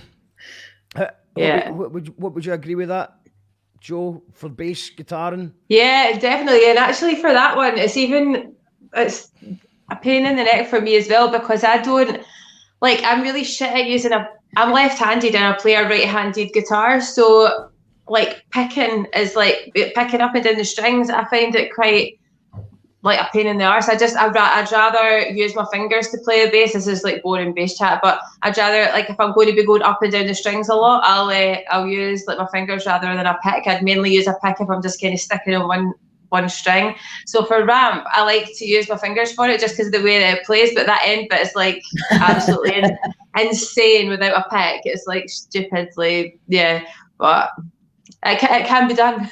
So if you're not too drunk or whatever.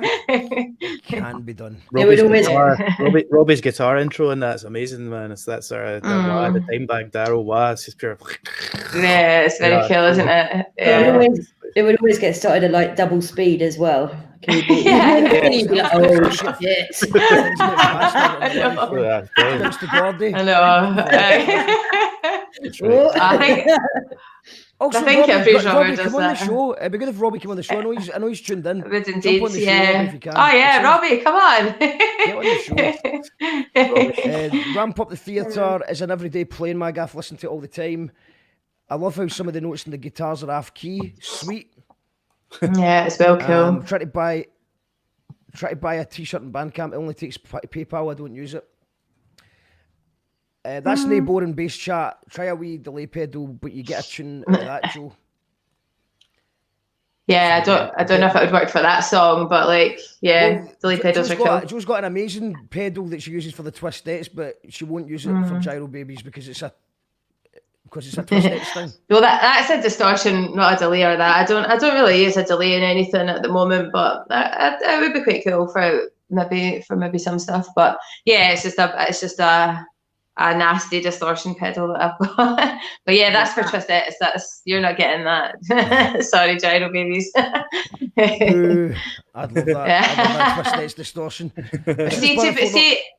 See, to be fair, the way, again, one more bit of boring bass chat, but the way that the levels work to get it to sound like that, when you click off onto a clean sound, it's really, really quiet. The levels are like 2, so you couldn't click on and off. I have to play it or not play it, so that's why as well. It's not just because I'm like keeping it all for the twisted.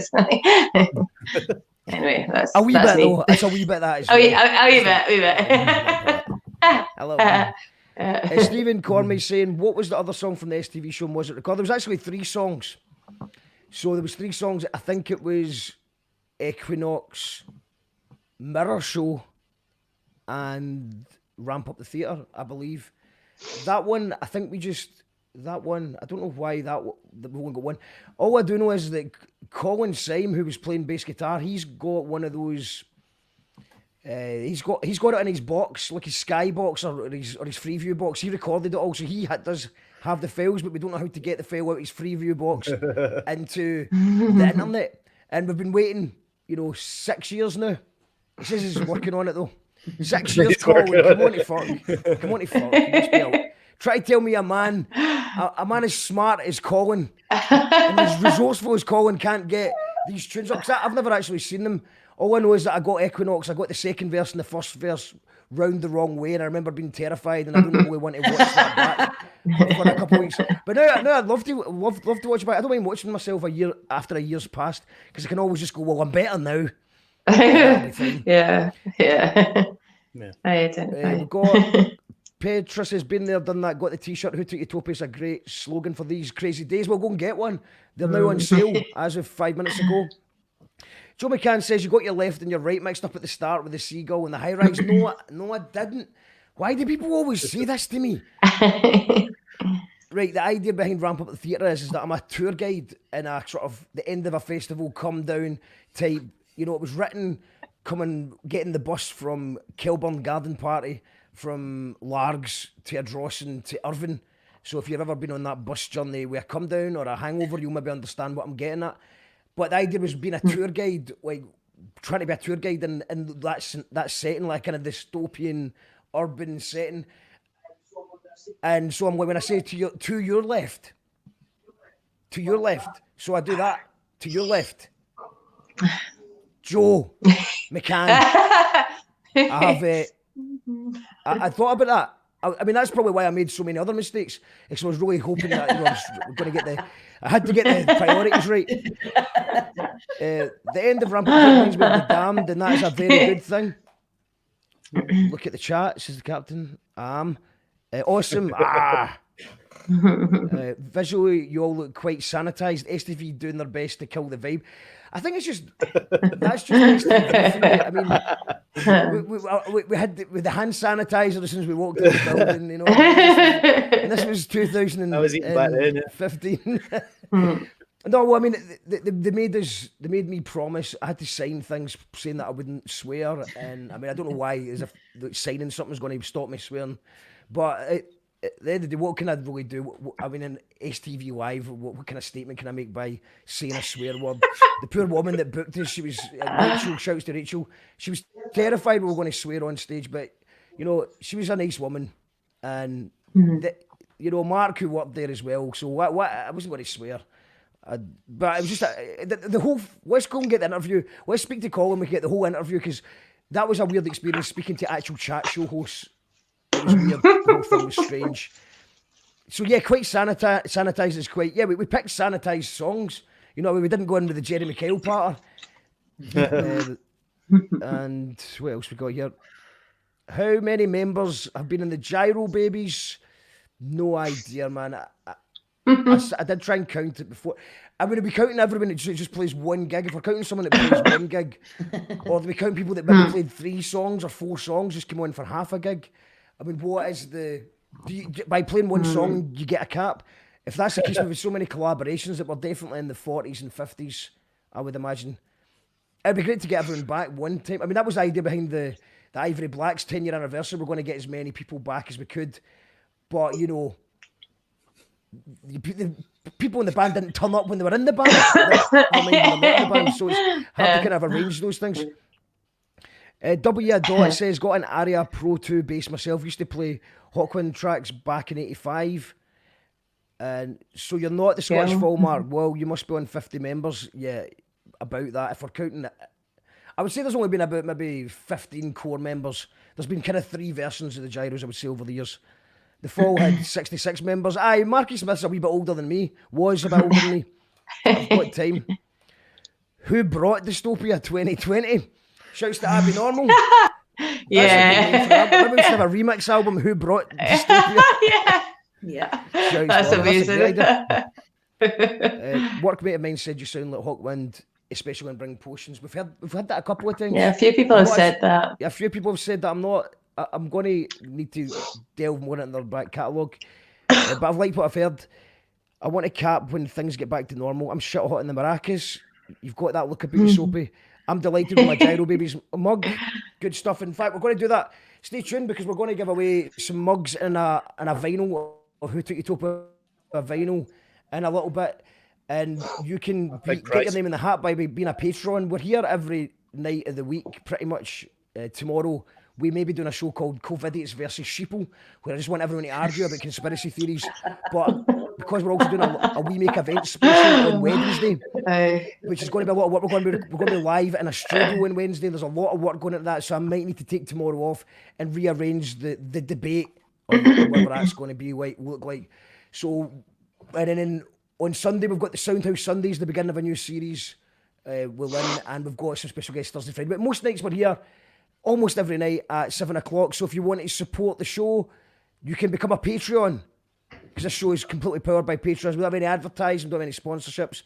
And if you are a patron, your name's going to go into the hat tonight to win a vinyl and to win a mug. So you can still time to support at patreon.com/you call that radio, or you can just make a donation to PayPal and we'll sort it that way. And next up, it's the last song on the album. It's Escape. What should we go for the live version for this, or what should we do? Oh, I just love it. It's a live one at the Barrows. Is that is it what is it? The Barrows one, yeah. Well, yeah, it's cool. The one in stereo is quite good as well, I think.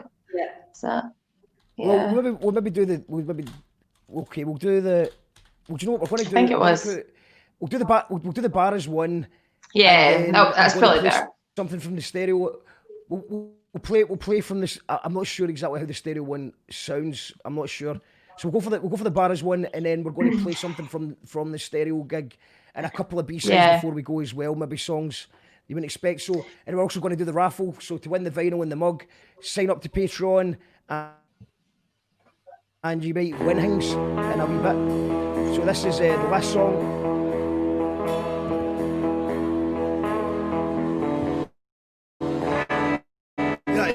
He's sitting down.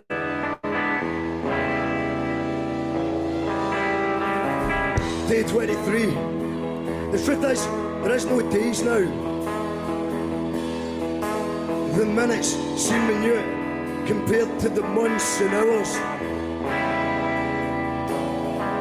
I wrote solo in this empty vessel, pacing on down, looking for a clue or a footprint, some validation or something. I don't know, anything.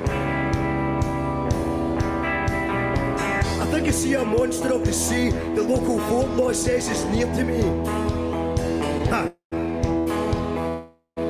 People match for this hunger eating up inside of me. Yesterday I made a fishing rod with a bamboo shoot and a piece of string. Then I launched my mythical dream catcher into the ocean and made a thudding noise and vanished. There has been no man eating fish, not in my watch. Sun clogs in the snow, the sand is long past it. Every so often I hear this buzzing noise that looks and leaves me shook and propels me to jump through it since the new depths and look. You hear that? See that?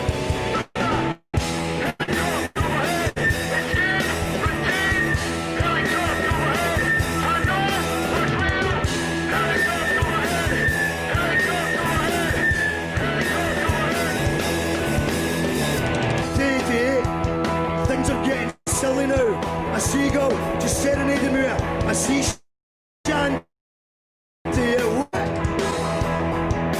I am what? It must have been the zookeepers peeking through the cage to protect us from ourselves and prepare us for the stage. The waiting game perpetuates the elusive magic flare, but I'm pleased. I dream I can fly every night. See that flash? This is a helicopter overhead. Escape, team, helicopter overhead. I know what's real. Helicopter overhead. Helicopter overhead.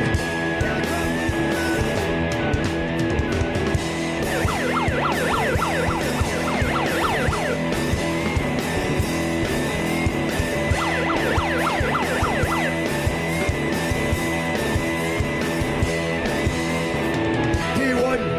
The snakes became butterflies, the pain became nothing but mere sleep, and our weary eyes starts with a shooting star and parts with the sunrise. Teach me the beauty and everything. I felt good. What's up with the memory? I speak in colours now. I want to spend another 100 summers with no count. Fear is the temporary illusion of ego. We shed our last dread of sanity. We don't need to know where we go. Who took utopia? No place for the present. No passport for a state of mind. Superstar or peasant. You took utopia and you are only me. And I was born yesterday, so it's never really me. And I have sinned, but I was never truly me. I contemplate this instant and rose up on the sea.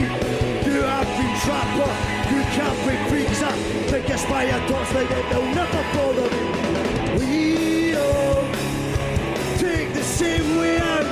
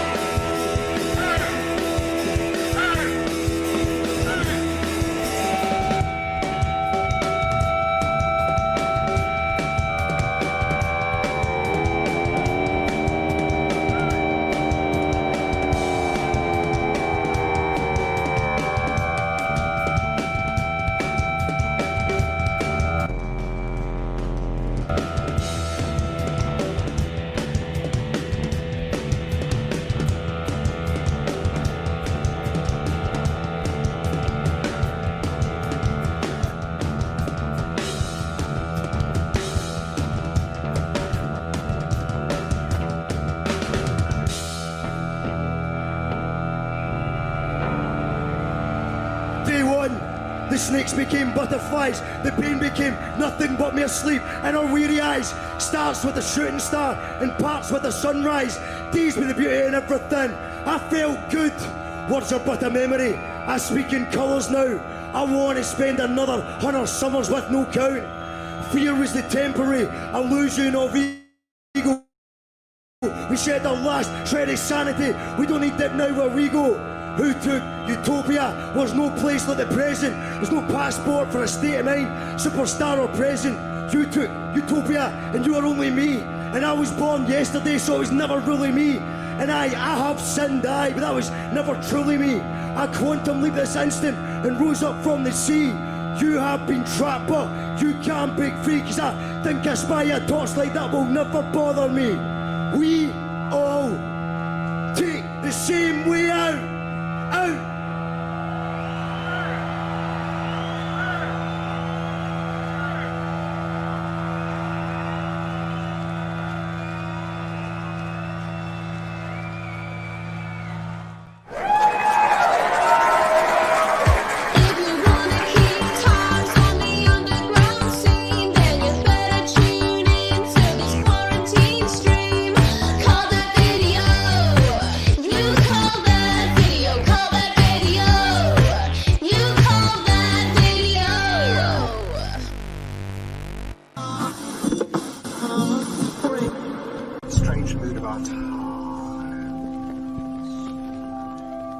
You call that radio? Fucking radio. Here to tell the people that we hear you. One God will not allow. You call that radio? However you want to see it. You call that radio? You call that radio? However you want to say it, that's kind of part of the fun. Powered by our patrons. Brothers and sisters. Brothers and sisters. We are indeed powered by our Patreons. Thanks to Sabine, Petra, Lynn, Ursula and Leslie for helping us build the thing that is You Call That Radio. Also Susan and Lynn signed up over the last couple of days as well, so I think that's us up to date. 173 Patrons, it's amazing. 200's the goal. 200 and I can live my life if we get 200 Patrons. So thanks to everyone supporting. There's still a little bit of time if you want to get into the raffle. So if you're a Patreon, you will go into the raffle to win a vinyl of the album and also to win You Call That Radio mug. Martin Windybank, Jess and Joe Dark are still here. Hi. Yeah, that was epic, that video. It's amazing. Sounded pretty good, didn't it? I've actually never watched that back. Amazing, yeah, I'm not a big fan of watching myself.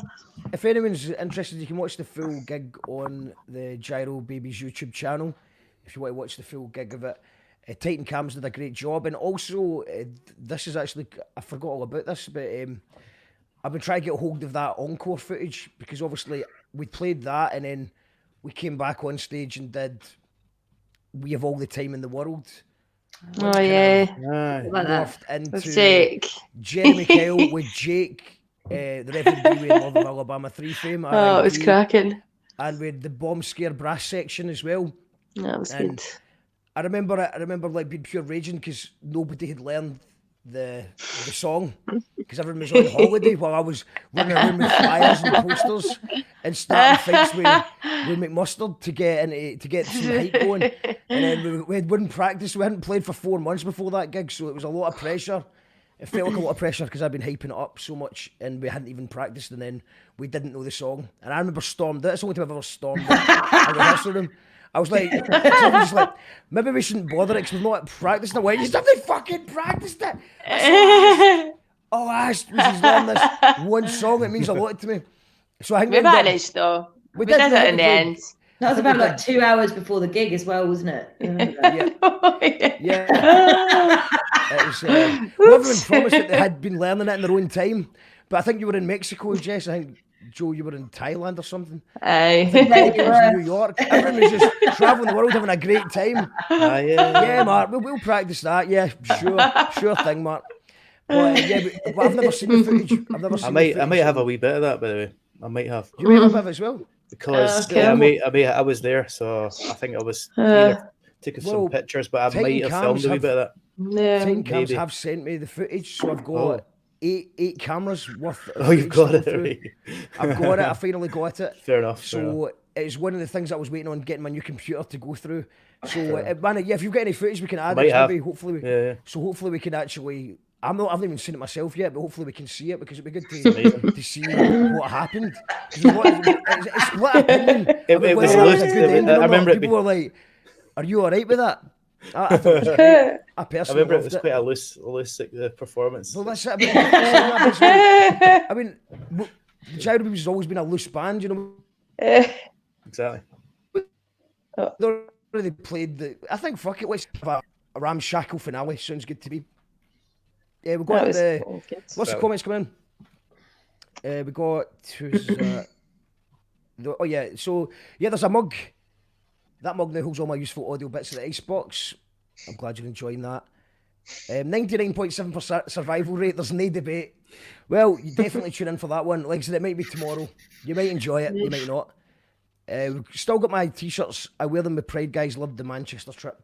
That was great fun. Oh, yeah. Glad you enjoyed it. Manchester was fun. Yeah, it was good, wasn't it? Yeah. A bit of a shaky start to the gig, but we got there in the end. Chuck me a bone, man. I want a mug for my mate's housewarming party. Well, you are a patron, so you might win a mug. We'll find it in a minute. What an album, guys. Thanks for all your hard work. Thanks for listening. Over a relatively short period of time, I fell head over heels in love with the album, albeit it was a few years after its release. It was the first vinyl I bought in 30 years and was just done to show support to the artist and hang it on my wall. That's amazing, man. Thank you very much. My mate in London, sitting watching this, asked me, is he singing about the Loch Ness Monster in this one? I think I do. I think there is a bit of an element of the monster. There is a monster anyway. I think it's more of a metaphorical monster. Steve Conley been at a lot of gigs over 30 years. This was the greatest ending, also my all-time favourite lyrical song. Well, Stephen, that'd be interesting, but you think it was a good ending? Should I have just stayed off stage, or should I have brought my ramshackle Louis Armstrong, Jeremy Kyle? Ramshackle all the way. Did I ruin it? Because, you know, it's certainly split opinion. I've not seen it, so I can't even comment. But it's quite a final way to end, you know what I mean? Walk out, and then come back on and ruin it. I'm sure I was ruining it. Yeah, I wasn't saying you were like Hawkwind. I was just saying I used to play Hawkwind. This is rocking bit. Cheers for putting me onto this. No bother. Maybe for the audience, I don't know what you mean. Mary, can you repeat what you mean? Heads away, man. Cheers, that was brilliant. Just fucking brilliant. Incredible lyrics made even better by the intense spoken delivery. It was quite scary doing that on your own when there was nothing there, because I did think I was going to get the words right. You hear me saying sunrise in a weird way. I say sun. I nearly forgot what I was saying. I think it sounds good though. Shouts to Robbie who came up with the idea of, I'm sure it was his idea to everyone leaves the stage at separate times. Yeah, it was. So the bit. I love that bit. Good, yeah, I don't think I did it. I think I didn't leave when I was meant to though. I think I was meant to go before then, but I just I just kept playing, like watching that back. I was remembering, I'm like, what I was meant to do. I'm like, why did I not do that? Why is Mark just telling me to get out with a still megaphone? playing?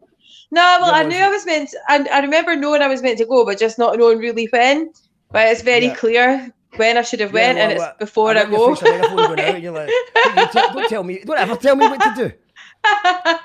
Yeah, well, damn right. The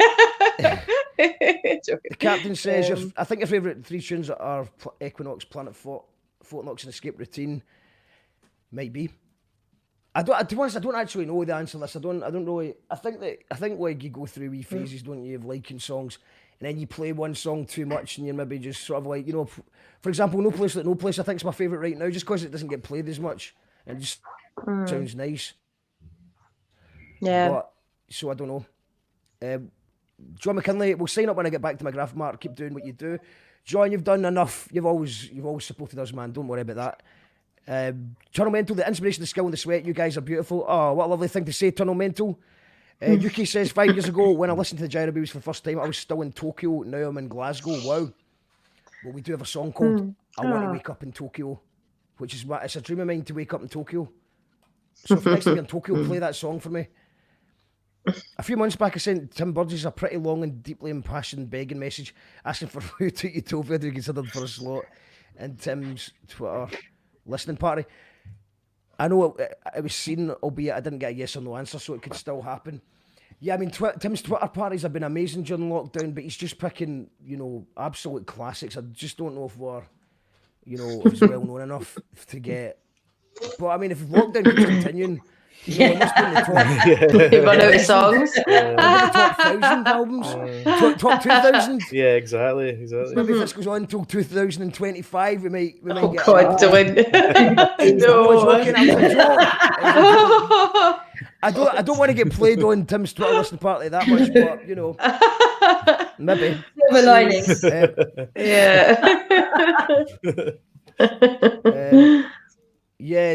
How Puff the World Helicopter was and put it back in.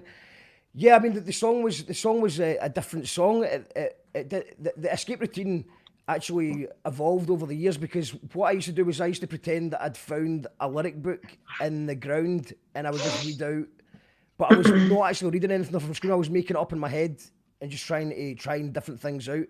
So I was pretending I was reading from it, but I was actually making it up as I went along, and that's why it was the last song. The last song I recorded, just to try and make sure, to bring the whole concept together. So it didn't change with the scene. There's loads of videos of us doing that earlier, and there was loads of different versions of it. Soapy is going to get in the case with Tim to retweet him. Yeah, got him up. It'd be a dream come true. A big, massive fan of the Charlatans and Tim's solo stuff, and also just what he's been doing with the Twitter listening party, because I don't know if you know what that is, but basically everyone just presses play on this album at the same time, and then it gets band members to talk about their album as it's playing. It's really interesting. Another 5 years is too depressing. I was only joking, by the way. Don't speak news with Dano. Don't do that, Mark. For fuck's sake. We'll have a vaccine by next week. It'll be fine. There'll be no vaccine. There'll be no Bill Gates talk. No Bill Gates talk. That's for another day. We're going to play. Well, I'm going to sort out the raffle for you guys. We're going to give away some prizes just now for everyone supporting the Patreon. I'm going to play something from the Stereo album launch. I think there is a song that we can play. It was because this was actually 5 years ago. It's actually 5 years, not only from this album, but it's 5 years ago since we found out that our Prime Minister was pumping a pig. So we're going to. So as a result, we played a very special one-off version of Jeremy Kyle. And it's good to have these kind of landmarks, though, so you can go back. You know, I can remember when it was around. You know, so time stamped it. You know, I think that's when the news started getting weird. Oh God! Because I mean, before that, nothing like that had ever happened. I mean, 2020. You know, if Boris Johnson shagged a pig, we'd be like, oh well, fair enough. You know what I mean? It's 2020. I'm not that surprised by it. Do you think that's why things just keep getting weirder? Because like every time, because nothing really happened about that. You know, it was just like, oh yeah, he shagged a pig, and that was just, just everything just carried on. So do you think from that point they realised he just got away with shagging a pig? So what else? What else can we go for? Yeah. Let's reach for the sky of ridiculous behaviour, and they've just went for it. That's maybe it. You cracked it. Yeah. The thing is when Charlie Brooker started getting definitively proved right. That's really well, I know, isn't it? That's it. Just he's actually like Orwell now, isn't he? Predicting the future. Oh, grim. Mark, there's two of you. Whoa, Mark's multiplex. On the plus side, we got a crowd reaction. We got a good crowd reaction at it. And shouts to, I don't know if this is John McKinley or John the Hat's video. I think it might be a mixture of both. I'm not sure. But shouts to John McKinley and John the Hat has filmed this. So this is from 5 years ago to the day. A sold out stereo. See, can't he say that? But my dad, who's actually here tonight, makes noise for my dad. He came up with it. I went, how are we going to change the words? And he said years ago, just change the words to Jeremy Kill's been riding my bike. So, just can we try that? Tell me what to do in my life, because... And there's no swearing, it's actually funnier if anything, isn't it? Jeremy Kill's been riding my bike. However, we're not, everyone's over 18 here, eh? We're all adults, so how about this? Tell me how to finish my gig, because David Cameron's been fucking my pig. Tell me to finish my gig, because tell me how to finish my gig, because tell me how to finish my gig because dear Deirdre, my wife is a slut. She stole all my money and now I'm depressed. Jeremy Kyle made her confess after she failed her pregnancy test. Bop.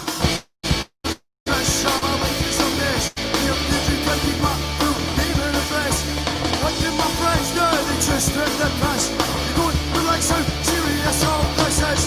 Tell me what to do, tell me what to do, cause I'm a nobody compared. Someone like you, tell me what to do. Finish my day, cause David Cameron is me.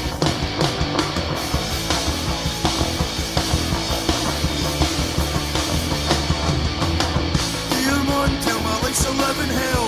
After your show, I've been taking it well. It was all going swell, if I truly confess. Going well until my wife flushed on the whole world. See her right there. I know you censored that, but not on YouTube. Tell me what to think, tell me what to do, cause I'm a no-fear. Someone like you, tell me how to finish my gig, cause David Cameron is me. Dorothy Duncan Jr. to the drums.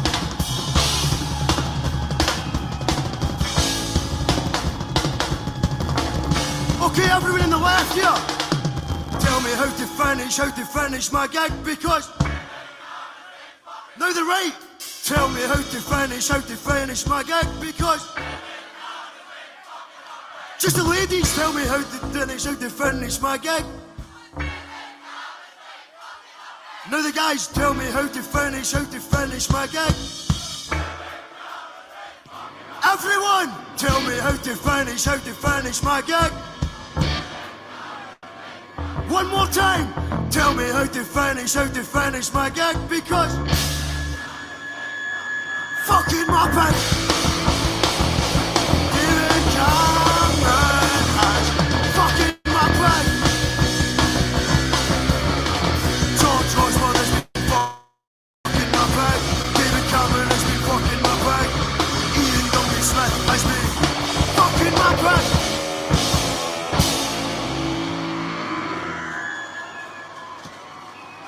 Thank you. Thank you so much.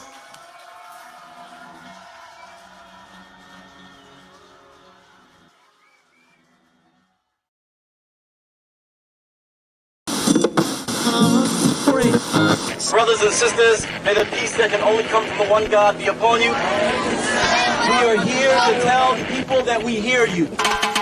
One God will not allow us and people of conscience to lose our morale. We see the crimes of this government, how they support every dictator and criminal on this earth. Sometimes you can feel down. Sometimes your morale can go down. Right, that was David Cameron's been fucking. So you finish a gig, man. Which is when the news started getting a bit weird. Yeah, so I've realised that I've said I'm going to do a raffle, but I can't find the raffle box because everything's been moved around. So I'm going to use a random raffle generator. So Wow. this should work occasion.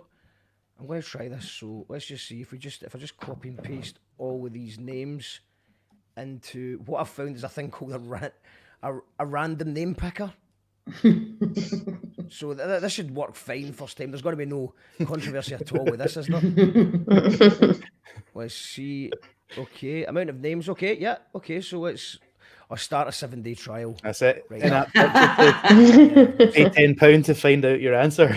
Okay, but what about a random number generator, and then I can just go and because I think it's in the order of people that signed up to Patreon.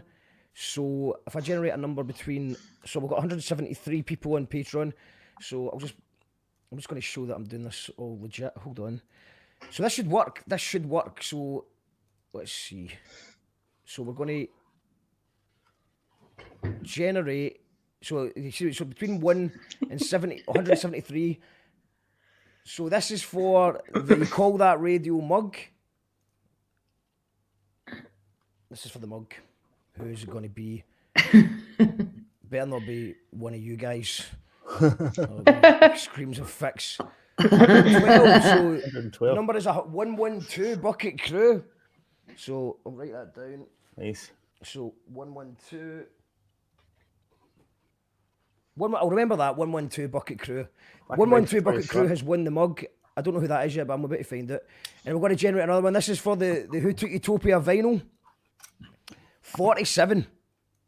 Okay, so I need to just count. I'm going to count. I'm going to count all the way to 112. So I'm going to put in another song then. I'll put in another song while I find out who the winners are. What should we do? Is there any requests? Any requests? Is there anything that we should play? Well, there's people saying that the White Fiction your vocals in Fiction Pitchfork. I suppose we should really be promoting the new. In fact, let's do it. Yeah. I'll give away a CD as well for Fiction Pitchfork because I've got about 40 of these CDs. So let's do that as well. You can give a Twistette Strange Play away as well if you want. Right, okay. Or does it have to be, is it an exclusive Girobabies raffle tonight? No, it isn't. It's not really that strict, these things. Do you know what? We'll give them. Or you can do that tomorrow or something like that if you want. It's up to you. No, well, do you know what? If they win Fetch and Pitchfork, they also win A Strange Play by the Twistettes. Okay, yeah, cool. So it's a double CD, so we don't need, it's the same price, you know what I mean? It's just the same package. All right, so for the double CD, okay, so can someone put in the private chat to me? Breaking up. Yeah. Break it up, Mark. Hold on, 112's cup. Say that again. I know that. You broke up for the whole thing of that. So yeah. This is. Mark's somewhere else. Yeah. 112 and 47. I was like, what's 112 cup? So this is okay. So and number 5. Can you see me? Okay. No. It's just you're breaking up. Oh. All right. Okay. Let's play a tune then. Let's play a tune.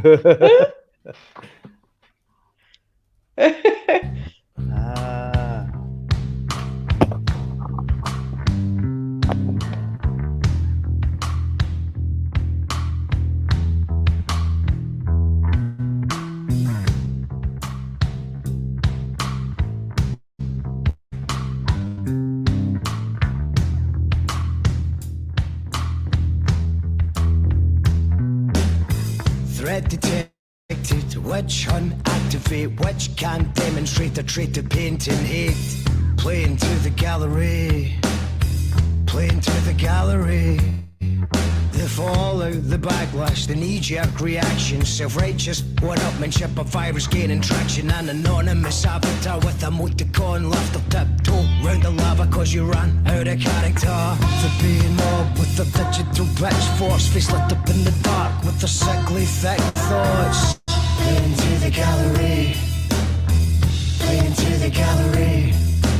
The being mob mobilise our pitchforks, chucked out the club, run off of the golf course. Playing to the gallery, playing to the gallery.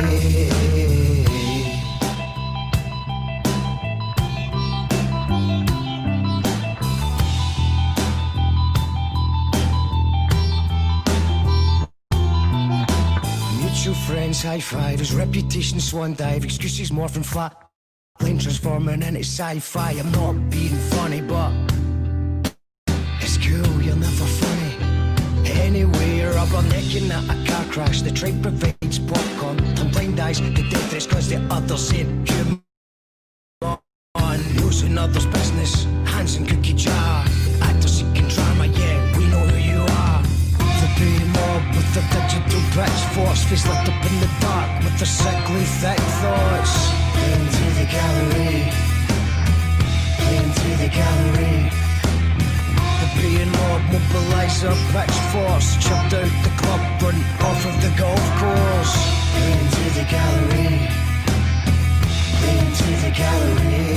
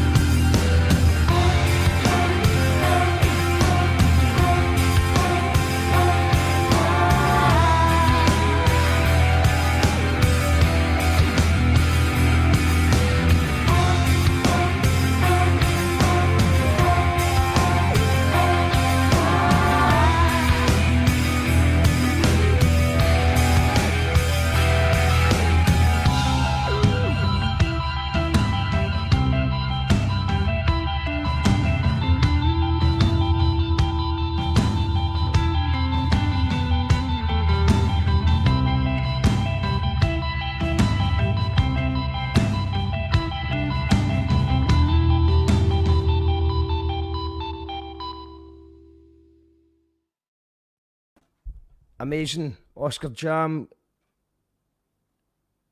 Do you know what? I need more time. This is came on automatically, so let's just go with a little bit of this, and then I'll... Good evening, ladies and gentlemen. We are the Girobabies. I don't know if you've heard, but we've got an album coming out called Who Took Utopia. It's out today, and we're just going to play it from start to finish, if that's all right with you. This song's called Equinox. There's a wee hand clap which can all join in. It goes... I'm not saying we ripped off We Will Rock You, but it's not unlike that.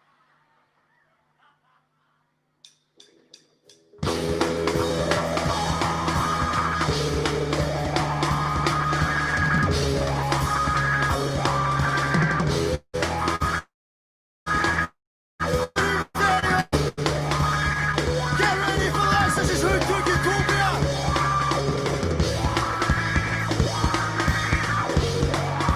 He's ready.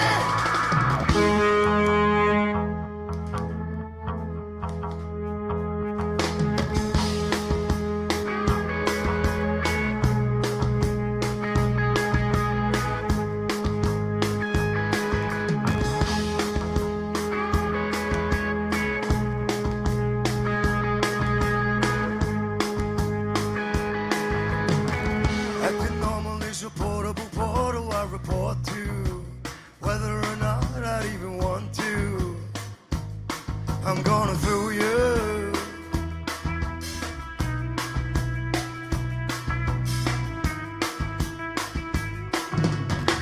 Dear sunshine, been a while since we last talked. Run about the time the landlord changed my flat lock. Glad that you're back, lots. Padlock my door since we flipped down the laptop and shouted taps off. Sorry, caps lock on. And I'm in to say taps after plum of the summer. We're having the last lap. And we shall see what we shall say. Looks like we made it. Looks like we made it. The Equinox. Equinox.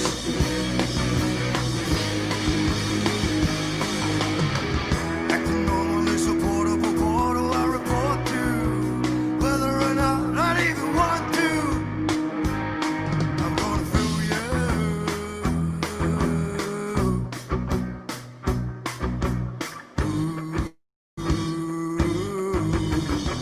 that late February sun. Zombies complicated, wobble under its stun. In many ways more potent than that late June sun.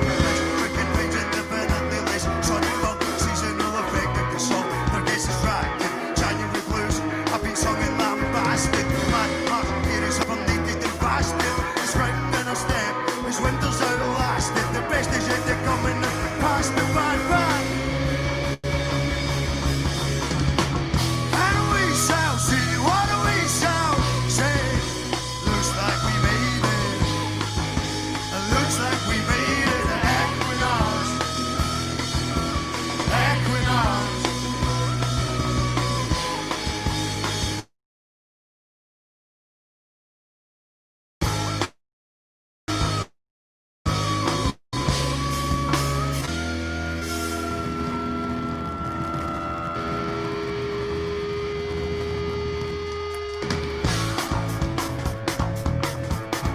Right, that's enough of that. That's enough of that. We've done the raffle. So obviously, because I didn't have the raffle box, what I did was, the generated numbers, I went down based on when you sign up as a patron. So, like, for example, number 5 was the number for the CDs. I don't know if someone said that I turned into Max Headroom. Can you hear me okay? Is that all right? I can hear you. I can hear you. Right, cool. So I'm back. Yep. Sound. Okay, so listen to this. Number 5. That was, I think there was a cut off when I was doing it, but we generated number 5, and that is Lewis Tully, who was the 5th person to sign up in Patreon. Congratulations, you won a Fetching Pitchfork CD and a Twistettes, a Strange Play. Well done, Lewis. The vinyl was the number was that again? That was 47. The 47th person to sign up was Isabel Rankin. So Bella's won before. So well done, Bella. The 47th person, you won the vinyl. Congratulations. And 112 was the cup winner, which is Colette, Baby Doll, Sugar Cube. You've won one of these. So congratulations, Bella, Colette, and Lewis. Amazing. I think that's good stuff. Yeah. I think we can put the applause.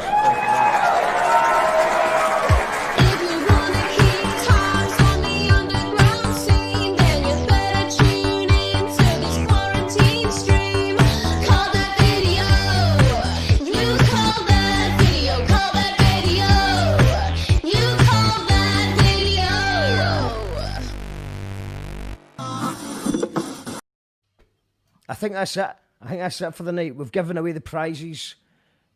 Susan, yeah, do you know what? It's done. It's over. It's 10 to 10.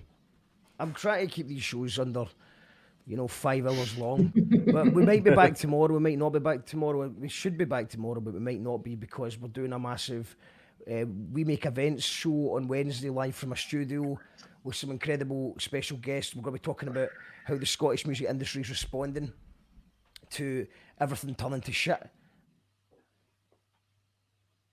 And that's shambolic last weekend.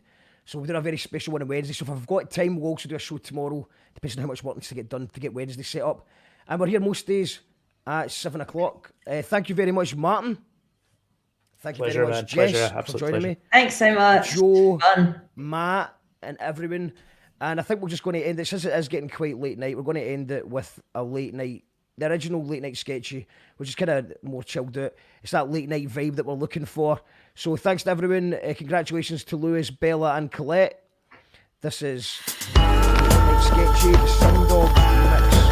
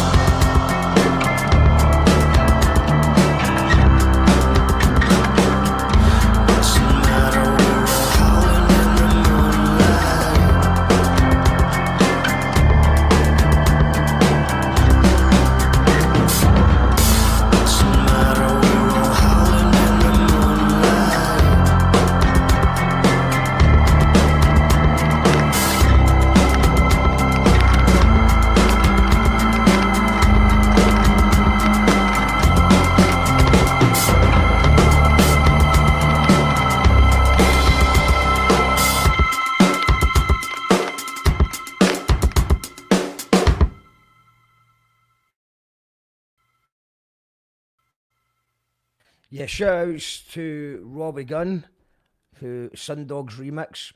The album would not be possible. Who Took Utopia would not be possible without Robbie Gunn. It's a shame we couldn't get one on the show. Hopefully we'll get one sometime soon. And somebody just requested us, since it's Monday plans, we've got to end with Dear Monday. Thanks to everyone who's tuned in and everyone who's supported the album over the years. Hopefully we'll have a new album for you called Who Brought Dystopia.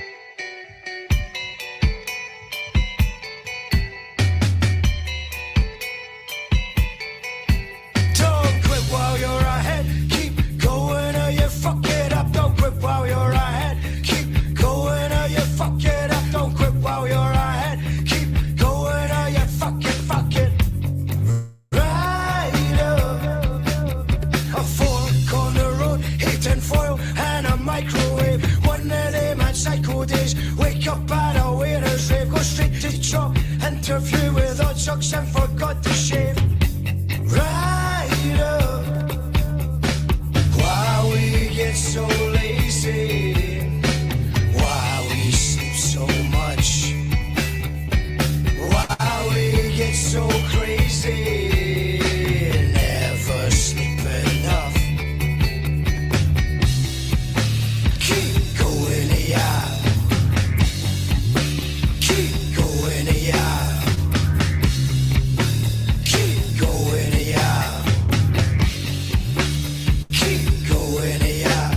Hook up you to me when I was that age. Was a contract termination and the marijuana phase. Computer game addiction, mostly staring into space. Coffee stain applications, early 20s were a haze. Throw it all away. Make it back again. Another Monday and another January. Wake up twice a step.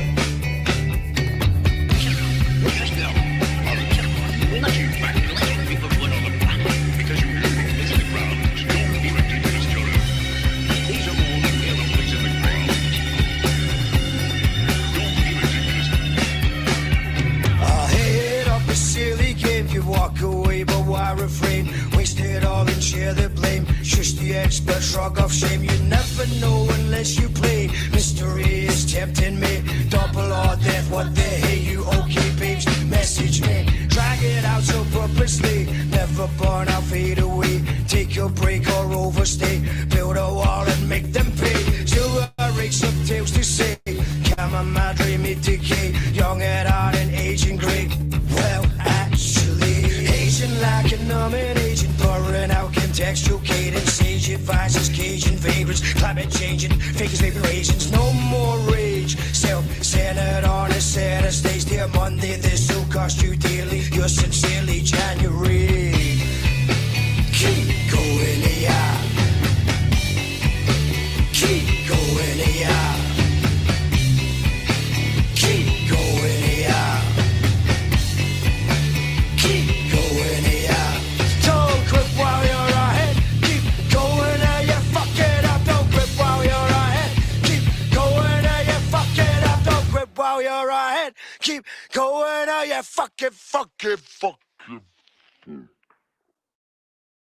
You call that radio, radio.